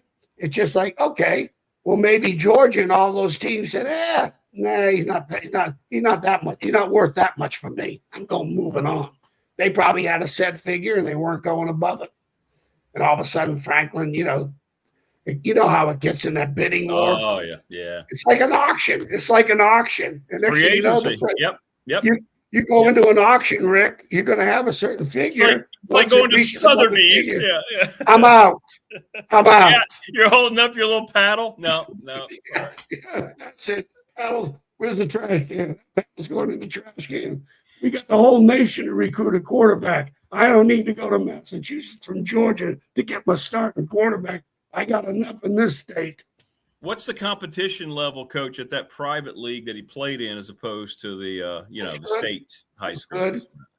It's good. It's probably as competitive as any of the high school leagues in the state. Okay. Because you're looking at a hockey state. I mean, it is. Now the difference is today with all these kids, all these 7-on-7 passing leagues. These quarterbacks go all over the country and throw. They don't have to. They can go chase the warm weather, and they don't need spring ball. I'm sure Massachusetts now has spring football, which they never used to have. Never. Maybe they do. Maybe these private schools you can do it. And that's one other thing too, Rick. I'll say this. You look at the warm weather schools. You look at the South. Spring football was the development in Texas and the southern schools as opposed, to the northern schools is a huge difference. They get to play.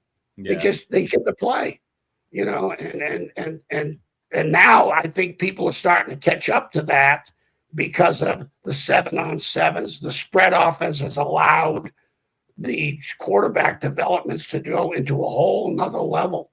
They all got their own quarterback coaches and teachers. That one guy in California, I don't know, can't remember his name, but there's not a quarter, or the Manning camp. We're all going to the Manning camp.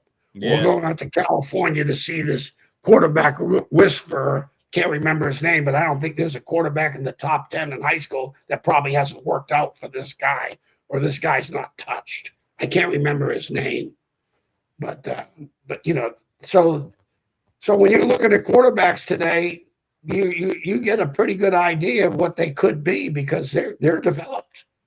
They're developed. There's a lot more more than they used to potential. be. Yeah. Yeah, And they have to play so early, right? And they're playing a lot earlier. If you ask me though, Rick, and I can do this now because it's a show. I'm not coaching anymore. If you'd ask me, I'm taking the Yoon kid. Right now, I'm taking the Yoon kid right now off of the high school tape. If I had a choice, I'm taking Yoon. I think he's got a little more. Bud Foster loves the Hume kid. I mean, I'm telling you, Rick, he's going to be number 2. Yeah. I really believe he'll be number 2. I may be wrong, but that's the horse I'm going to bet on to be number 2. And when I work out, get Coach on here, Coach Foster, I'm gonna ask him about. He's going to talk about trust me, he'll be glad to talk about the Hume kid. Well, the biggest thing with Virginia Tech right now, the quarterback room and the tight end room, it's all getting all the publicity for the right reasons. But the 2 rooms, the 2 areas to me, and you're going to find out in a hurry in the first 3 games, is offensive line development and the defensive front 7. That's exactly. Yep. On stopping the run and being able to run and protecting the quarterback. Did you notice, by the way? Yes, and I want to ask you, but I'm glad you brought that up, Coach, because I've forgotten. I wanted to ask you last week. You remember when we were sitting there at the banquet at the dinner, and Bud got asked directly about the defense? I thought it was interesting the way he worded it. He said, certainly you look at them like you've talked about. They come off the bus now. I thought it was interesting the way he said he has to find now that the task is to find actual football players. Yeah, I got that one too. I thought that was interesting. Now, he's not dissing anybody, but he's saying, yeah, they've got a lot of ability. But I think in what we can kind of read into that, and I'll ask him when he comes on, it didn't seem like he saw a lot of guys he thought were ready to come in and just turn that side of the ball around, right now anyway, which a lot of teams can say that too. And just remember this. You don't want to play Bud Foster's all-defensive all-star team. Starting all, think about the great players that he had to be able to coach. Not necessarily they were great talents coming out of high school either, but that turned it into great players. From Cornell Brown all the way to the safety that played for the Seahawks. What was his name? He was a great player. Cam Chancellor. Yeah. I think so between Cornell Brown and Cam Chancellor, Bud's got a picture of what this thing's supposed to look like, and it's probably not even close still. Okay? Because I'll take that 93 Virginia Tech defensive team. We may lose a game, but one-on-one, we'll beat the living shit out of any one of those teams. That's right. I'm sorry. I'm a little prejudiced. No, you're right. But I will tell you one thing. Wow. You got to bring a gun to that fight. Because let me tell you, we had some people that just, what they went through practice-wise, they were not going to go out and lose a one-on-one battle. No, they were mean. And if you beat them, possible. Yeah. If you beat J.C. Price, I'll promise you had to have a damn club and hit him over the head about 10 times. That's what Dwight Vick said. And maybe he'd go down. Yeah, you ask Dwight. Next time Dwight's on, you got to ask him, hey, that 93, 94 squad of cats we had, they're as tough as pine knots now. Trust me. We put them through. Hey, we had a 1960s practice into 1993. It was the junction. Trust me. We full padded every day, Rick. Monday through Thursday was full pads every day. And they got unveiled. They got unveiled to the nation in that Sugar Bowl win against Texas. Here's Virginia Tech. Ricky Williams, 60 yards rushing. Yeah, I mean, that crew, that 95 crew, which is because that, that 93, 94, we had a bunch of redshirt freshmen and redshirt sophomores on that team, the 93 team, that translated to seniors into 1995. And that, you know, that's how that thing went. But it was, hey, during the Independence Bowl practice, we were doing a middle drill right up to the last day of practice, you know, day before. Inside drill. And when we did inside drill, Bud will tell you, he'll tell you, the players will tell you, it was live. It was live. It's great. The good old yeah. days. The good old days. I don't know, but no, they weren't that good. Rick, this is why I do not take they weren't that good. Players, especially guys that made it in the league. Lawsuits, baby. You know, I would be thrown in jail. There's no doubt. I'd be barred from coaching in the NCAA. I would, and let me tell you what, Rick, I would not have played for me. It's good stuff. Well, I know Coach Foster doesn't feel that way because you were kind of the impetus behind the whole thing getting on board. So, yeah, that was I showed him what not to do. That's why he learned. He's a whole lot smarter than I was, I promise you. He is a smart dude. He is a smart dude. Oh, he's great. I'll tell you, he's doing a great job for Virginia Tech. He is. He's perfect in that role, man. He is absolutely perfect in that role that he has now. Absolutely. 100%. Yeah. Now it'll be, you know, again, too, it's going to be interesting. Virginia, it's so quiet up there. It is just so quiet up there. I don't understand. It's just weird. I don't know what goes on in Charlottesville. You're right. It's just.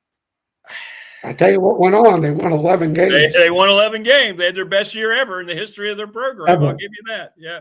Ever. I love their D coordinator now. That's my guy. Brzezinski, he's my guy. But that's a great point you make. You don't hear a word. Not a word. Just like, here's going to be our team. We do know they have the best offensive line on paper coming in, right? To the ACC. Right. That's one thing we have been told. Well, they probably got as much experience if those kids were all because they did. Their offensive line took leaps and bounds of improvements because 2 years ago they were horrendous. They transformed their whole team. What they win 3 games to 11. They won 3 games the year before, didn't they? 3 or 4. Right. Yeah. To 11. Which that's pretty good. And Tech could do that this year. Who knows? They could do the same thing. We don't know. I mean, it can happen. Well, you know, again, everybody wants to be Indiana. They're all doing the trend. They're chasing Indiana. Yeah. But they better have Kurt Cignetti. Because don't forget, hey, if Kurt Cignetti was at Florida State, you going to bet against him? No, and I think that's what he's still getting dissed, not intentionally, but everybody's now speculating. Hell, I've done it myself. Can Indiana at all think they can stay competitive like that? Because we're not considering maybe it was the guy who turned it around as opposed to all these different elements we're used to now or being told we have to have in place. Maybe it's just the guy. Maybe it's not necessarily having to have the infusion, and he's got it now with money. You know, I just saw they got like the number 1 cornerback still on the market for like whatever. I mean, but maybe it's the coach. Maybe actually doing your job means something. Rick, it is. It is. You got the money. You better know how to spend it. Right. You better spend it on the right people. That's starting with your staff to your players. It's all trickle down, and it all starts at the top. What Nick Saban, it's not an accident that what he did. Don't forget, Alabama, they had some bad years. Bad years. They did. And all of a sudden, he took that thing back over, and it was the rest is history. Yep. And there's no accident because of the relentless recruiting. And that's one thing about James Franklin. There's 2 things. James Franklin's got more of the personality and more of the bells and whistles in the state as opposed to Coach Elliott. But I'll tell you what Coach Elliott has had over the last 4 years, stability on his staff and consistency in the evaluation process.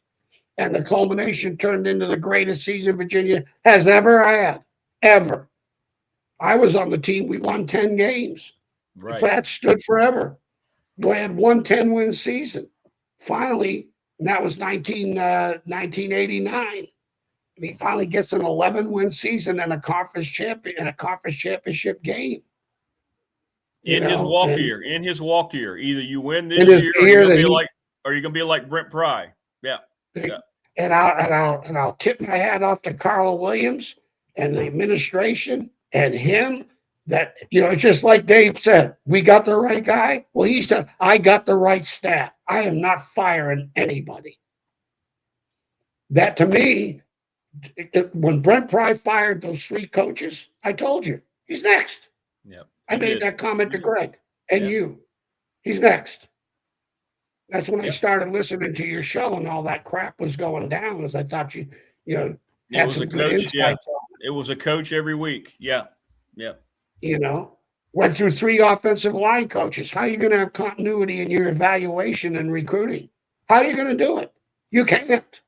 You cannot. Unless you're Nick Saban.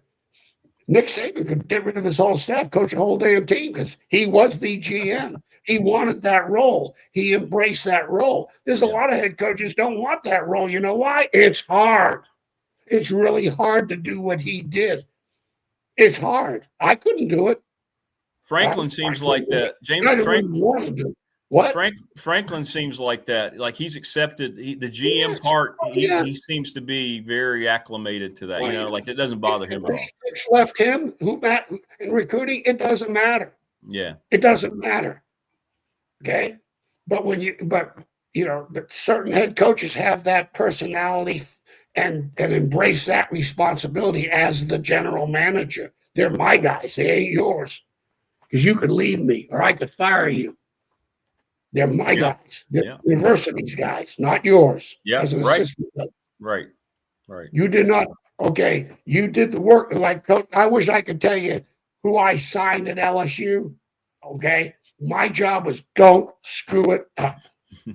That was my job. Andrew Whitworth, okay, 6'6", 300 pound out of West Monroe, the best prospect in the state. Do not screw it up. And you didn't, because he played in the NFL. I did not. And he's in the Hall of Fame, Pro Football Hall of Fame, and a great guy. Great guy. Yeah, he is a good guy. That's a heck of a discussion, Coach. I appreciate that, man. That's good. Good breakdown of Peter Warwick. Good stuff, man. I'm back in business again. Computers up and working. I got up at 4 o'clock this morning. I couldn't sleep. Yeah, and I couldn't test. Did you get my test? We were gonna do the test, and then this whole thing's rebooting. I'm like, oh, for the love of, come on. I'm on my 4th cup of coffee. I'm saying, Jesus. I was like, come on. Is killing me. No, it'll be interesting, Rick. It'll be the college football scene is when I heard about that Big Ten money and the distribution throughout the conference, and then as you said, that Miami gets to keep all the money, and none of the conference schools get a share. Jeez, Jesus. And I've said, you talk about 2 apples and oranges between the Big Ten, SEC, and the rest of them. Yeah. Knee-jerk reactions, because that. Of all the schools that were jumping, they decided, what did the ACC try to do? Let's bring in Cal and Stanford, and let's make sure that the team who actually does what they're supposed to do gets to keep the money, because we don't want them to potentially leave too. And it's not going to work long term. But boy, it's hurting the league short term. Remember when did Maryland jump out of the ACC? Was that 20 years ago? 15? Yeah, at least. Yeah. Let's see. Whatever. Remember when they left the ACC to the Big Ten? What are you doing? Because of what? Basketball. What are you doing? Blah, blah, blah. Whoever the administrator was at the University of Maryland. 12 years ago. Yep. 12 years ago. That really pushed that decision. And, like Dave Brain, you talk about getting into the Big East. That was huge. That was another perfect storm. Yeah. Besides keeping Frank, that he had everything to do with. Oh, 100%. And thank God the University. And you know what? And thank God the University of Miami was all for it. They wanted Virginia Tech in the Big East. Miami. Absolutely. Okay. Yeah. Thank God. And they got in the Big East, and the rest was history. There'd be no Sugar Bowl if they weren't in the Big East. And we went to the Peach Bowl as an independent twice. So you can get, but there's no Sugar Bowls or Orange Bowls if you're not in the Big East. And then the ACC, don't forget, Virginia didn't want Virginia Tech until the governor got involved. Said, hey, you see those cranes in those buildings being in Charlottesville? I'll take them down. You better vote to put their ass in. And that's fact. Exactly right. Exactly right. I knew George Allen, and I knew George Allen's brother Bruce was our punter at Richmond. So I knew George Allen, former governor. I know that's a fact. They can sit there all they want. UVA wanted nothing to do with them in the ACC. Trust me. Until the governor got involved. Absolutely. Here's the reality of it. Yeah, whatever you think, don't worry about it. Here's the reality of it. Okay, we want you now. I may be wrong on all this, but I think I'll throw 100 on it, and I think I got a chance. No, you're right, because Jim Weaver, who used to come on the show every week, used to talk about it all. Yeah, absolutely. That's exactly what happened. That's exactly what happened. So, yeah. It's all good, Rick. I appreciate it. A lot of fun. Appreciate you, man. Glad you're up and running again, Coach. Well, I just scared to death that I'm getting fired from your show. That's all. Still not fired, Coach. But what Marty said, the insecurities of failure, I still got it, Rick. Yeah, I don't know why, because everybody. I don't know either. It's who I am. Can't help it. I know. That's right. That's been the secret to all your success. I think the humility, self-awareness. Guess what? You have it. Imagine that. Imagine that. Hey, sounds pretty good to me. Yeah. All right, Coach. Take care, brother. Thanks, man. You too. Take care, Rick. That was you fun. too, man. Good stuff. Yeah, it was fun. We'll see you next time, man. There you go. Coach Elmo here on the program. Great stuff. Great stuff. TBD, Jason. Yeah, I'm going to reach out again this week. We're going to try. I'm guessing maybe June. We'll figure it out. But, yeah, we'll work that out and let you guys know. We'll let everybody know. We're looking forward to that. Looking very, very forward to that. Great discussion there from Coach Elmo. I want to thank Family Fencing, sponsor of our studios. Get a free quote today, 540-200-8294. Todd Grantham going to join us here in just a little bit. We'll continue a lot of this conversation a little bit, see what he thinks. McClellan Chiropractic, sponsor of our chat room, which is always, other than our guests, the highlight for me is meeting every morning with you guys. And, well, what used to be gals. We've lost all of our gals in chat. Go see Mark, 155 Walters Drive. I don't think we're not bad dudes. I don't know where they've gone.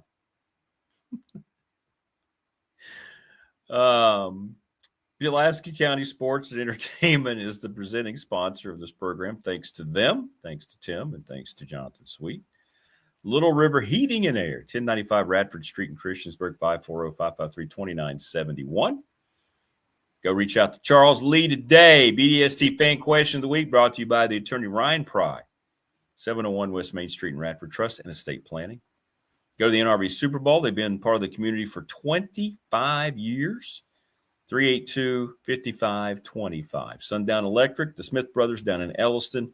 You won't find a negative review if you go to their site. Anything that they've done, honest, and they try to keep the prices down as much as possible. You never have to guess of the work that has to be done and what they're going to need to do it.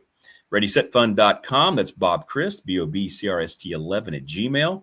Your organization, school, event, church group, whatever it might be, to raise money, as the Floyd County softball team did, get $4,300 this year. Crazy.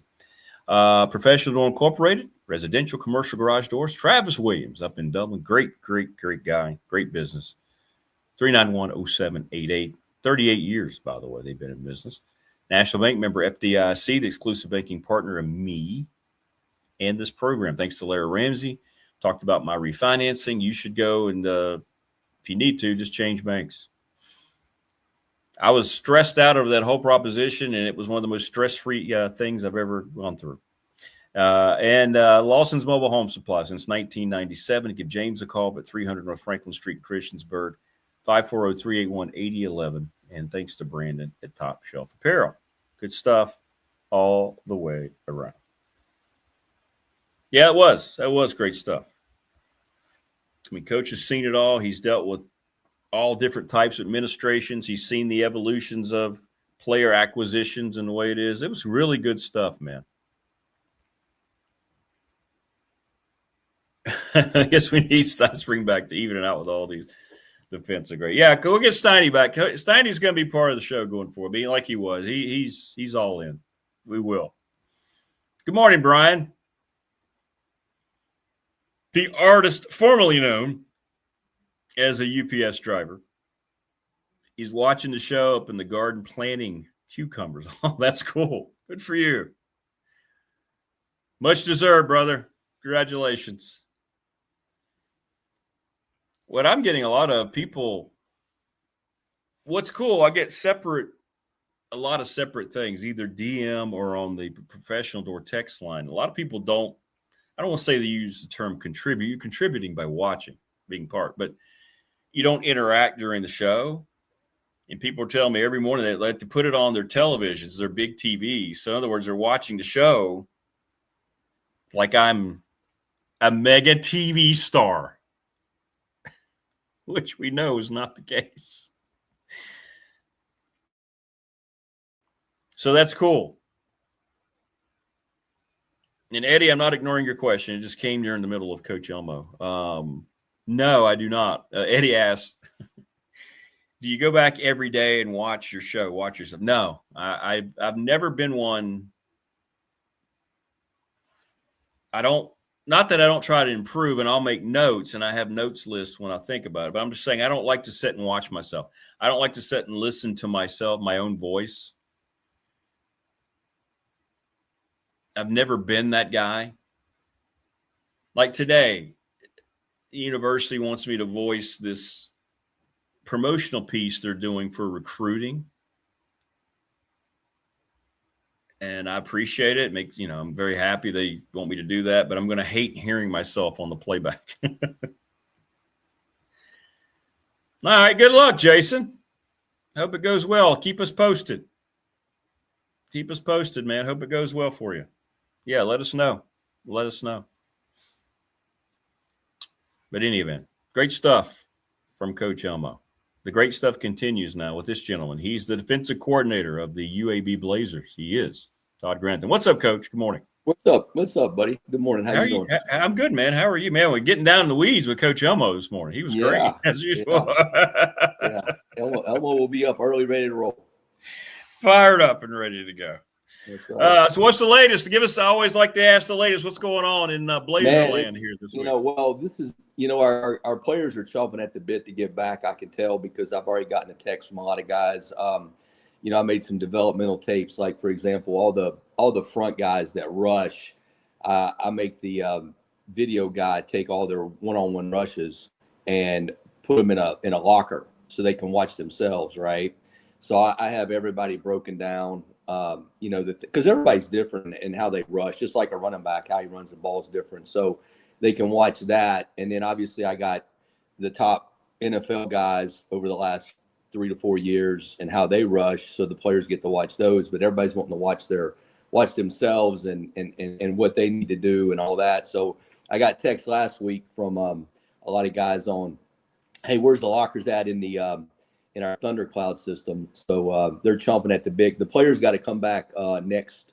They start lifting mandatory next Tuesday. So that'll be, so they're kind of discretionary this week off still. And then they'll start that next week. We'll get rolling. And then from our standpoint, man, it's like I said, like Groundhog Day. The only thing that changes is our coaches, a lot of coaches have been out over the past 3 weeks. So every 10 days, me and the general manager and the director of personnel, we sit down and we kind of redo the board per se, because what happens is if you wait to the end, all of a sudden you got 4 weeks worth of guys, right? So after the first week, we kind of did it and we set the board. And then what I mean by the board is like we have guys stabled as like above the line or below the line. Well, above the line means, hey, man, this guy can help you win, right? Well, then once you get them above the line, do you feel like they're a starter or rotational guys? So how do you break those guys down that are above the line? Okay. Yeah. And then the guys that are below the line doesn't necessarily mean that they're bad players, but like if you can only take one guy or two guys at a position, I don't want to take a guy that I think is not as good as, say, these 5 guys up here. Does that make sense? So anyway, you kind of got to manage all of that. So the guys that are, quote, below the line, they're still categorized too as, next up, ready, all that kind of stuff. So anyway, this week, actually today, we're going to sit down and reset the board and look at some guys that one we found. Look at some guys that maybe were a little bit bigger or looked a little bit better than maybe we perceived. You know what I'm saying? And then you're going to have some guys that commit and now they're off the board. And we kind of put those guys in another category where we're not really going to recruit them, but we're going to keep our eye on them just from the standpoint of, one, you know, guys get dropped. Because what's happening is a lot of kids are committing early to secure a spot.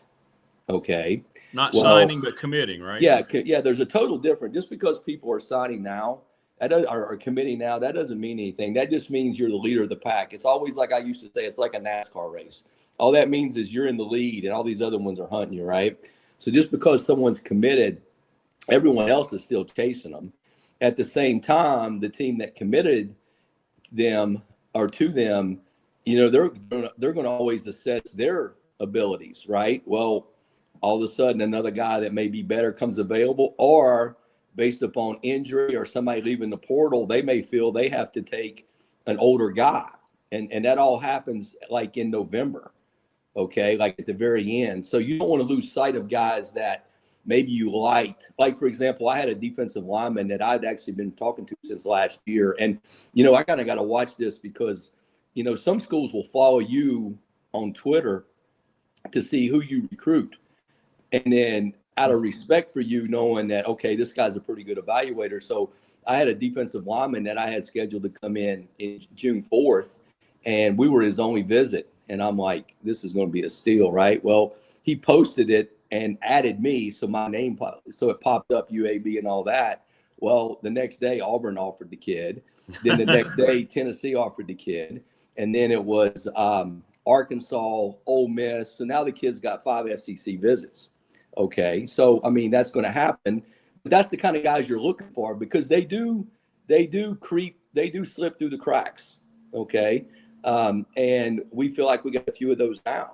And so anyway, that's what I'm going to do today, is kind of reset the board based upon the information our coaches have gathered, because it's like anything. It's all about taking the right guys, you know, and you got to be able to develop guys and all that kind of stuff. So I'm going to do that. And then obviously we'll continue our football stuff and opponents and things like that. And then, you know, some of the players are back in, so they're popping over to visit and, you know, visiting with them, what they've done the last 3 weeks, things like that. So and then actually we get to take a little bit of break on Friday. Well, it'll be Friday afternoon for Memorial Day. And then we don't have to be back in till the following Thursday.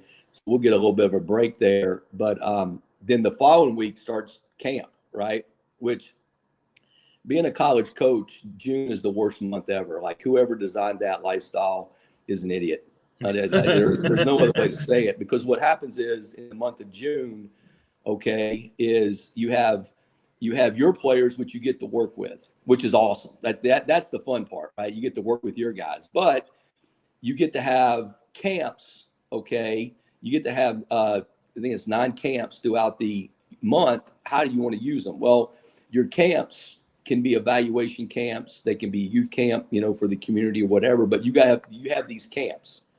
Okay. And you have 7-on-7 tournaments and things like that. So you're going to have that. So you got to work that. Then you have your players. Then you're going to have players coming in on unofficial visits throughout the week, which is good because you get to see guys. And then on the weekend, you have official visits. So that means Friday night through Sunday, you're entertaining prospects, you know, to come and commit to you now and sign in December. So all that happens the month of December. Because I remember when I was at Bama, I mean, we worked, I think it was 28 straight days the month of June. And it's just not healthy, but that's the way the rules are. And that's what you got to go by. So it's like anything. It's one of those, you just roll up your sleeves and go to work and do it. So anyway, the storm is coming. It'll start in June, and we'll get ready to roll. You know, going back to that story you told about the post, do you think those other schools would have caught on to the kid at all had it not shown up? I think here's what I think happens is, that's interesting. No one wants to be the first guy, okay? Because like, for example, I've told this story before. I recruited John Gennard to the University of Louisville, okay? So John signed at Louisville, followed me to Florida. We were his only Division I offer out of high school. Okay, the kid just got traded to the Eagles. First, he was drafted by the Texans in the 4th round out of Florida. He signed with Minnesota like a 5-year deal, $75 million. Then he just signed another, I think, $100 million deal or something like that, $80 million guaranteed, something. I mean, the guy's, it's awesome. It's a great story, right? So, and my son Corbin was actually with me at the time. He was in high school. And so the kid comes by and I'm working the kid out, and my eyes are telling me this dude's got burst, this guy's got bend, he's got length. I'm like, all right, what's wrong? Like, why is nobody offering this guy? And he was in a small, it was called Hiram, Georgia. And, like, what is wrong? Like, nobody's offered this guy. Well, we ended up offering him, and he was one of those guys that, like, Pruitt was his recruit, because Pruitt and I are, friends, and Pruitt was at Georgia at the time, and he's like, he watched the guy. He goes, I just didn't see that. Which, you know what? It's funny. There was a guy named Dom Neely when I was with the Indianapolis Colts, and he always talked about the draft and evaluating players. And he said evaluating players is like Baskin Robbins. There's 32 flavors, and everybody got their own flavor.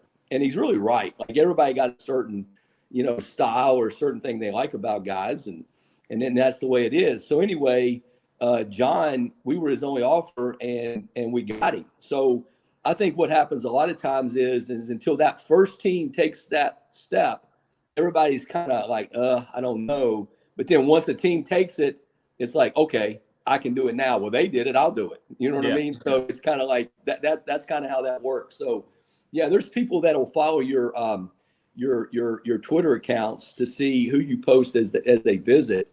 And, they'll make sure, one, they probably already looked at them or have them ranked. But if they haven't, they're going to say, hey, where's this guy? Because that was a Dan Mullen deal. When I first went to Dan, Dan recruited a lot of kids like that to Mississippi State.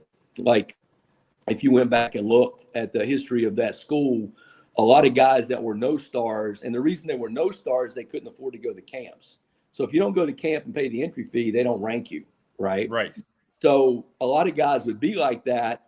Well, Dan actually had guys that would be committed, but he did not want to post it until after signing day, because as he developed his reputation of finding those guys, people would follow their Twitter account and everything to see who they were following on Twitter, okay, and kind of look at that person's account to see, okay, what is this guy about? And if the kid announced he was signing, all of a sudden these other offers in the SEC popped up.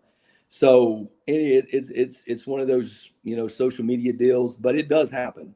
And it's just a part of the game right now.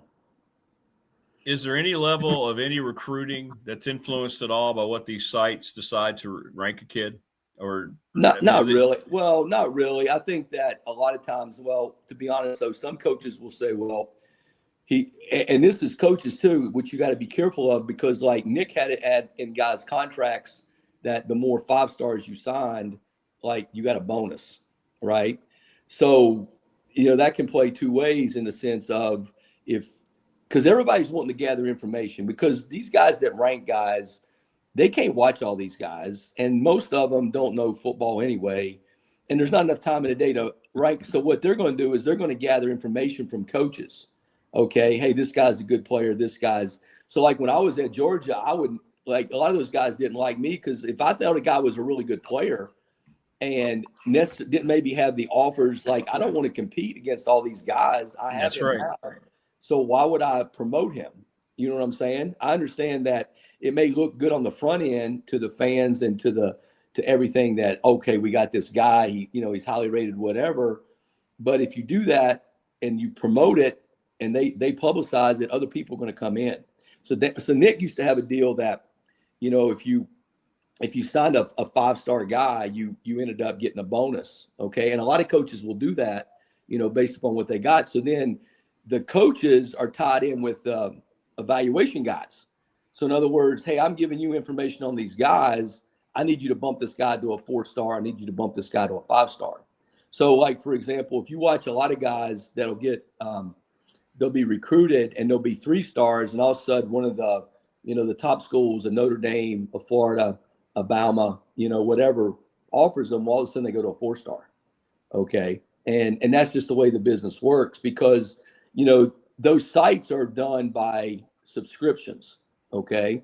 And they want to get the fans interested in this, in the service, because it's just like another season for them. It's recruiting season. So you pay for the information I'm giving you. All of a sudden I'm giving you all this information on a guy that was in the backwoods that nobody knew about, and all of a sudden he jumps out to be a 4-star. Well, on my site, and you pay my subscription fee, you can find that information out. So that's how that business works. If you really go back and look, they've done a better job over the last probably 8 years of evaluating the right guys. Meaning, if you look at the NFL draft, first of all, there's more 3-stars that make it than 4-stars and 5-stars, but there are 4s and 5-stars that end up being good players that ended up having productive college careers and do get drafted. So that part of it's gotten a little bit better. But at the end of the day, it's still a business, and there's always an agenda by everybody involved to get the ranking where it needs to be. How frequent of an occurrence is it to have a kid like has committed now, and then they got to play their senior year, and then they come in and then they're announcing, well, you know what, I'm going to back off of that commitment and reopen things. I read that a lot. Is that happening a lot? Oh yeah, that happens. I mean, that's why you got to be careful. Like there are guys say that we liked that committed early to say an SEC school or ACC, whatever. And well, you still keep them in a certain criteria and still rank, because as everything moves, things change. Meaning, hey, you could have a kid at that position, drop out, not in school no more. Whether it's he got kicked out, whether he decided to go in the portal himself, whether he decided to go to NFL, but he's no longer a part. And let's say you were planning on him being the starter the next year. Well, now all of a sudden you need to go to the portal. Okay. So that can happen. And then the other thing that can happen is all of a sudden a kid that maybe you had evaluated higher becomes available, and they're going to do that too, because you can only take so many guys and everything. So it does happen. You just got to be careful, and make sure you stay on top of everything. Most of that stuff will start happening at the end of fall, like in November and things like that. So if you recruit a kid like that, the money that's agreed to, that doesn't become a thing until they there's no money exchanged until they get there. Yeah. However, one of the things that Kirby kind of complained about a year or so ago was, people wanted money to visit. Okay. Like, hey, I want $5,000, $10,000 to visit. And this is way back before it was legal. When I first went to Florida, there was a kid, the guy said, Coach, he really likes Florida, but to visit, he's going to need $5,000. And he's like, if he doesn't come, we'll give you your money back. I'm like, yeah, what tree did you think I fell out of? Like, nah, we're good. Right. So move on down the road. Well, the kid went to an SEC school, and you didn't go to those other visits for free. You know what I mean? So that's been going on. And but there are some agencies that'll try to say, well, we'll visit, but we want like a $5,000 or $10,000 visit fee to get something up front, on that. But from the general contract per se that you're talking about, none of that money means anything till they sign and they're there. That's just an agreement, but it can be broken anytime by either party. Wow. So people want money just to come. Hey, you want us to come check out your campus? Yeah. Give me 10 grand. But if we don't come, here you go. You can have I'll give you your money back. I'm like, dude, okay, whatever. Wow. He had 5 visits. He had 5 visits that year, by the way. So figure that math out. Oh my goodness gracious. Well, it sounds really good though, to hearing how your guys are chomping. You talked about not recruiting players, but especially at a place at UAB, you got to have the right kind of players. It sounds like those kids are balling in, man. That's good news to hear. Yeah, these guys really work hard. They've really bought in, and they're looking to develop themselves because they got aspirations and goals too. So, and I think it's like anything. It's okay. The month of May, spring ball was a little bit of a grind from that standpoint. We got after it. We worked pretty good, and then they get some time off. Well, this will really be week 4 for them, kind of off, right? So how much time do you need off? It's kind of like, I can only be at home so long. They're actually back now in town, lifting on their own and things like that. So they're kind of ready to get going again. You know what I mean? and everything. So like all of us were at that time. So anyway, it's a good thing. I really like our players. I think we got a good shot to surprise a lot of people. So we just got to keep working. Yeah, well, that's good, man. I mean, and it can happen so frequently. We see it happening right throughout college football that somebody's not expected to be that whatever they are, and all of a sudden you just keep going and you look up and you're like, wow, look at the season they're having, right? It's well, first of all, there's no way to basically the rankings are done based upon perception of the way you were last year. Well, last year's team is not this year's team. And that's just part of it, that they got to rank them some way, somehow. But, for everyone that's a negative, you get a Florida State that was 13-1 or whatever they were. And then all of a sudden they have really 2 disastrous seasons, back to back and everything. So anyway, we just got to keep working and grinding, but there'll be some surprises throughout the college football area just because of the way the portal is and all that kind of stuff. Going back to your NFL days, they just released the schedule, right? And everybody got all excited. Oh, this is the toughest percentage strength of a schedule as opposed to the way. How much of that actually happened? Like, does it really matter? Like you just said, from one year to the next, the teams change so much, especially in pro football, right? Does that really even matter? The only thing there is who are the quarterbacks you're facing, right? Because those don't change. Because generally speaking, the teams who are good, they got their quarterbacks per se. So even those are not exact, but that is the theory behind what they do. Is the better you did this year, you're not going to do as well, the following year, or it's going to be harder to repeat that because you have a harder schedule. Like, I don't see the Patriots being anywhere near as good as they were last year based upon the offseason they've had. Yeah, right. Yeah, that's a great point. NFL, is the quarterback returning? Okay. Well, now we're going to look at, that's true. Yeah. That's true. Yeah. What kind of year did he have? Okay. Right, right. All about the quarterback, man. All about the quarterback. Yeah, especially in that league. But that's interesting. I got random questions I wanted to ask you about Patrick Mahomes. He got hurt, of course, with the ACL. They're saying he might be even ready for camp. I don't know how that works. A guy like that, do you see coming back from a serious injury? Sometimes it works, sometimes it doesn't. As a guy like Mahomes, what do you think? How do you think he bounces back from an injury like he had? I think he'll be a guy that he doesn't need a lot of training camp. He needs work because now they have new receivers. So the work he really needs is not from a knowledge standpoint of the offense. The work he needs is the timing of the throws with the receivers he has. Because back when he had Tyreek Hill, say, running a deep over route or a vertical route at that speed, they had to get their timing down. Well, now he doesn't have that guy. I got a different guy, so I got to work on my timing. So I think the biggest thing that he would need is work on the timing of what they do in the passing game from that perspective. And I would see him as a guy that will probably play better as the season goes on, and that'll be their motive, though, is they'll be slow with him because they know the kind of player they have. They also know the value he has to their team, and they'll keep him out of harm's way as much as you can early in the year when he gets back, just to get his feet wet with their play calling per se. Now that doesn't mean he can't play breakdown and he won't do what he does, but at the same time, he'll know to get down or get out of bounds and those kind of things to protect himself.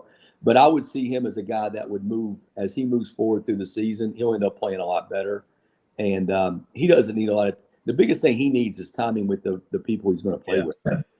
Yeah. Hey, finally, before we let you go, Coach, Mark asks, so, Coach, does this mean the days in college sports of tampering are over? I don't know. I mean, Ole Miss and the Clemson thing, that's been like crickets ever since supposedly that happened. What exactly is tampering? You know what I mean?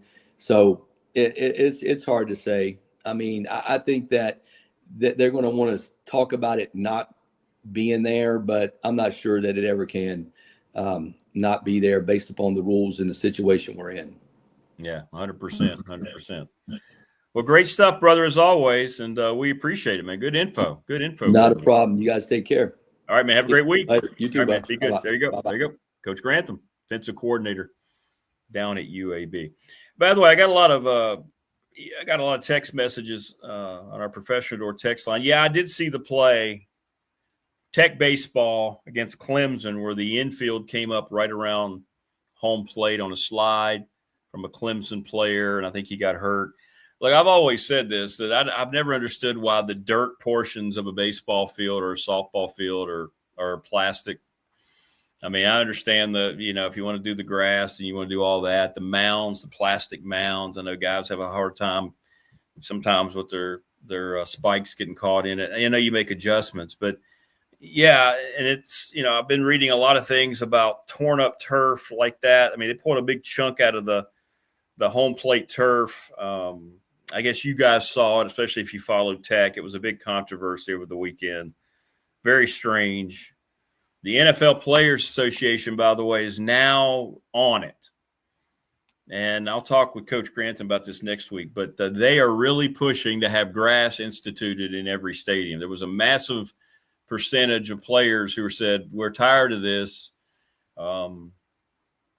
We want to be off the plastic. And I think what finally turned the tide was, again, something else. We talk about self-awareness.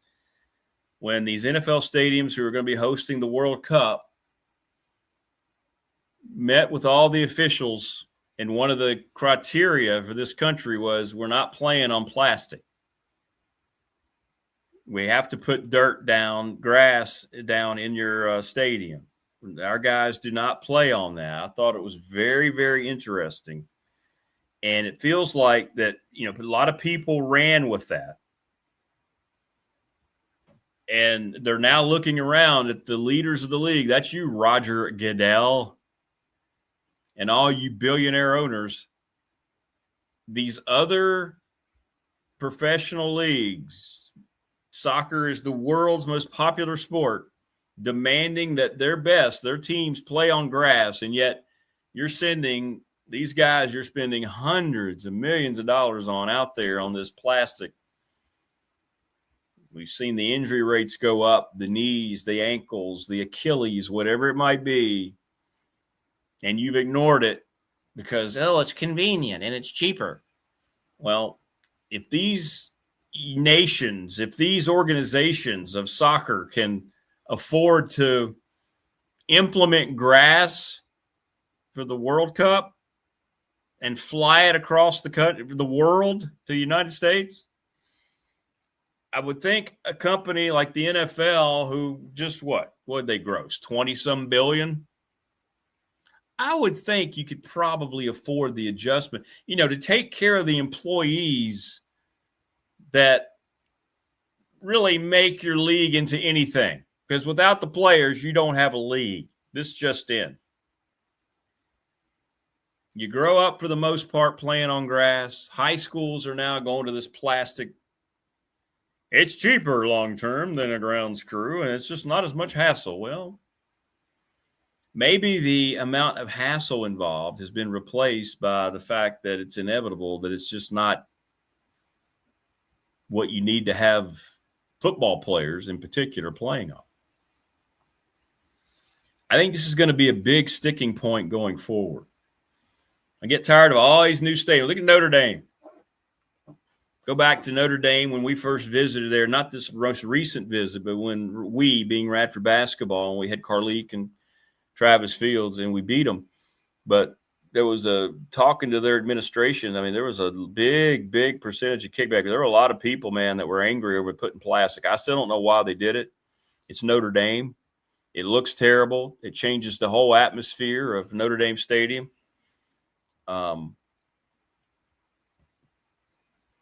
But in any event, a lot of these new college stadiums, a lot of these fields are transferring. Can you imagine the day that ever would come that Lane Stadium went to plastic?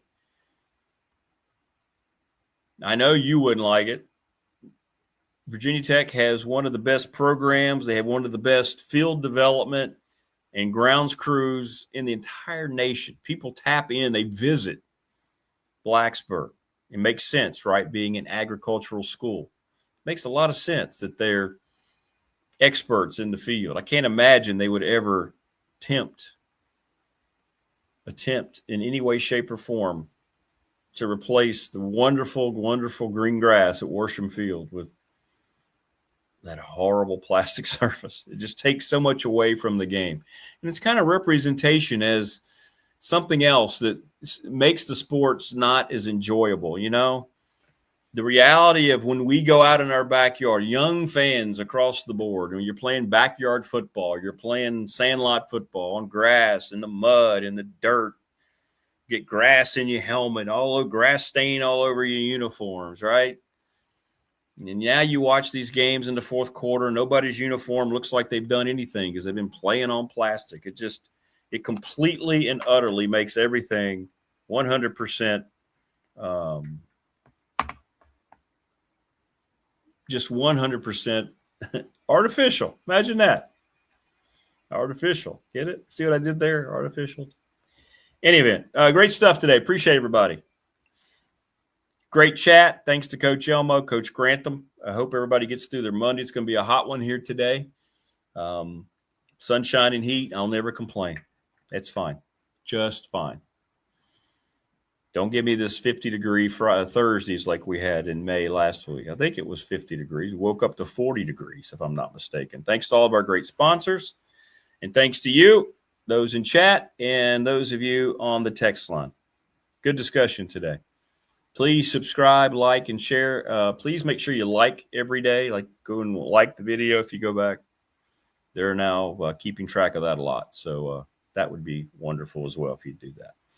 All right, everybody, enjoy your Monday as much as you can. Yeah, I know. And we will be back and see you tomorrow on the Tuesday edition. Be good, everybody. Take care.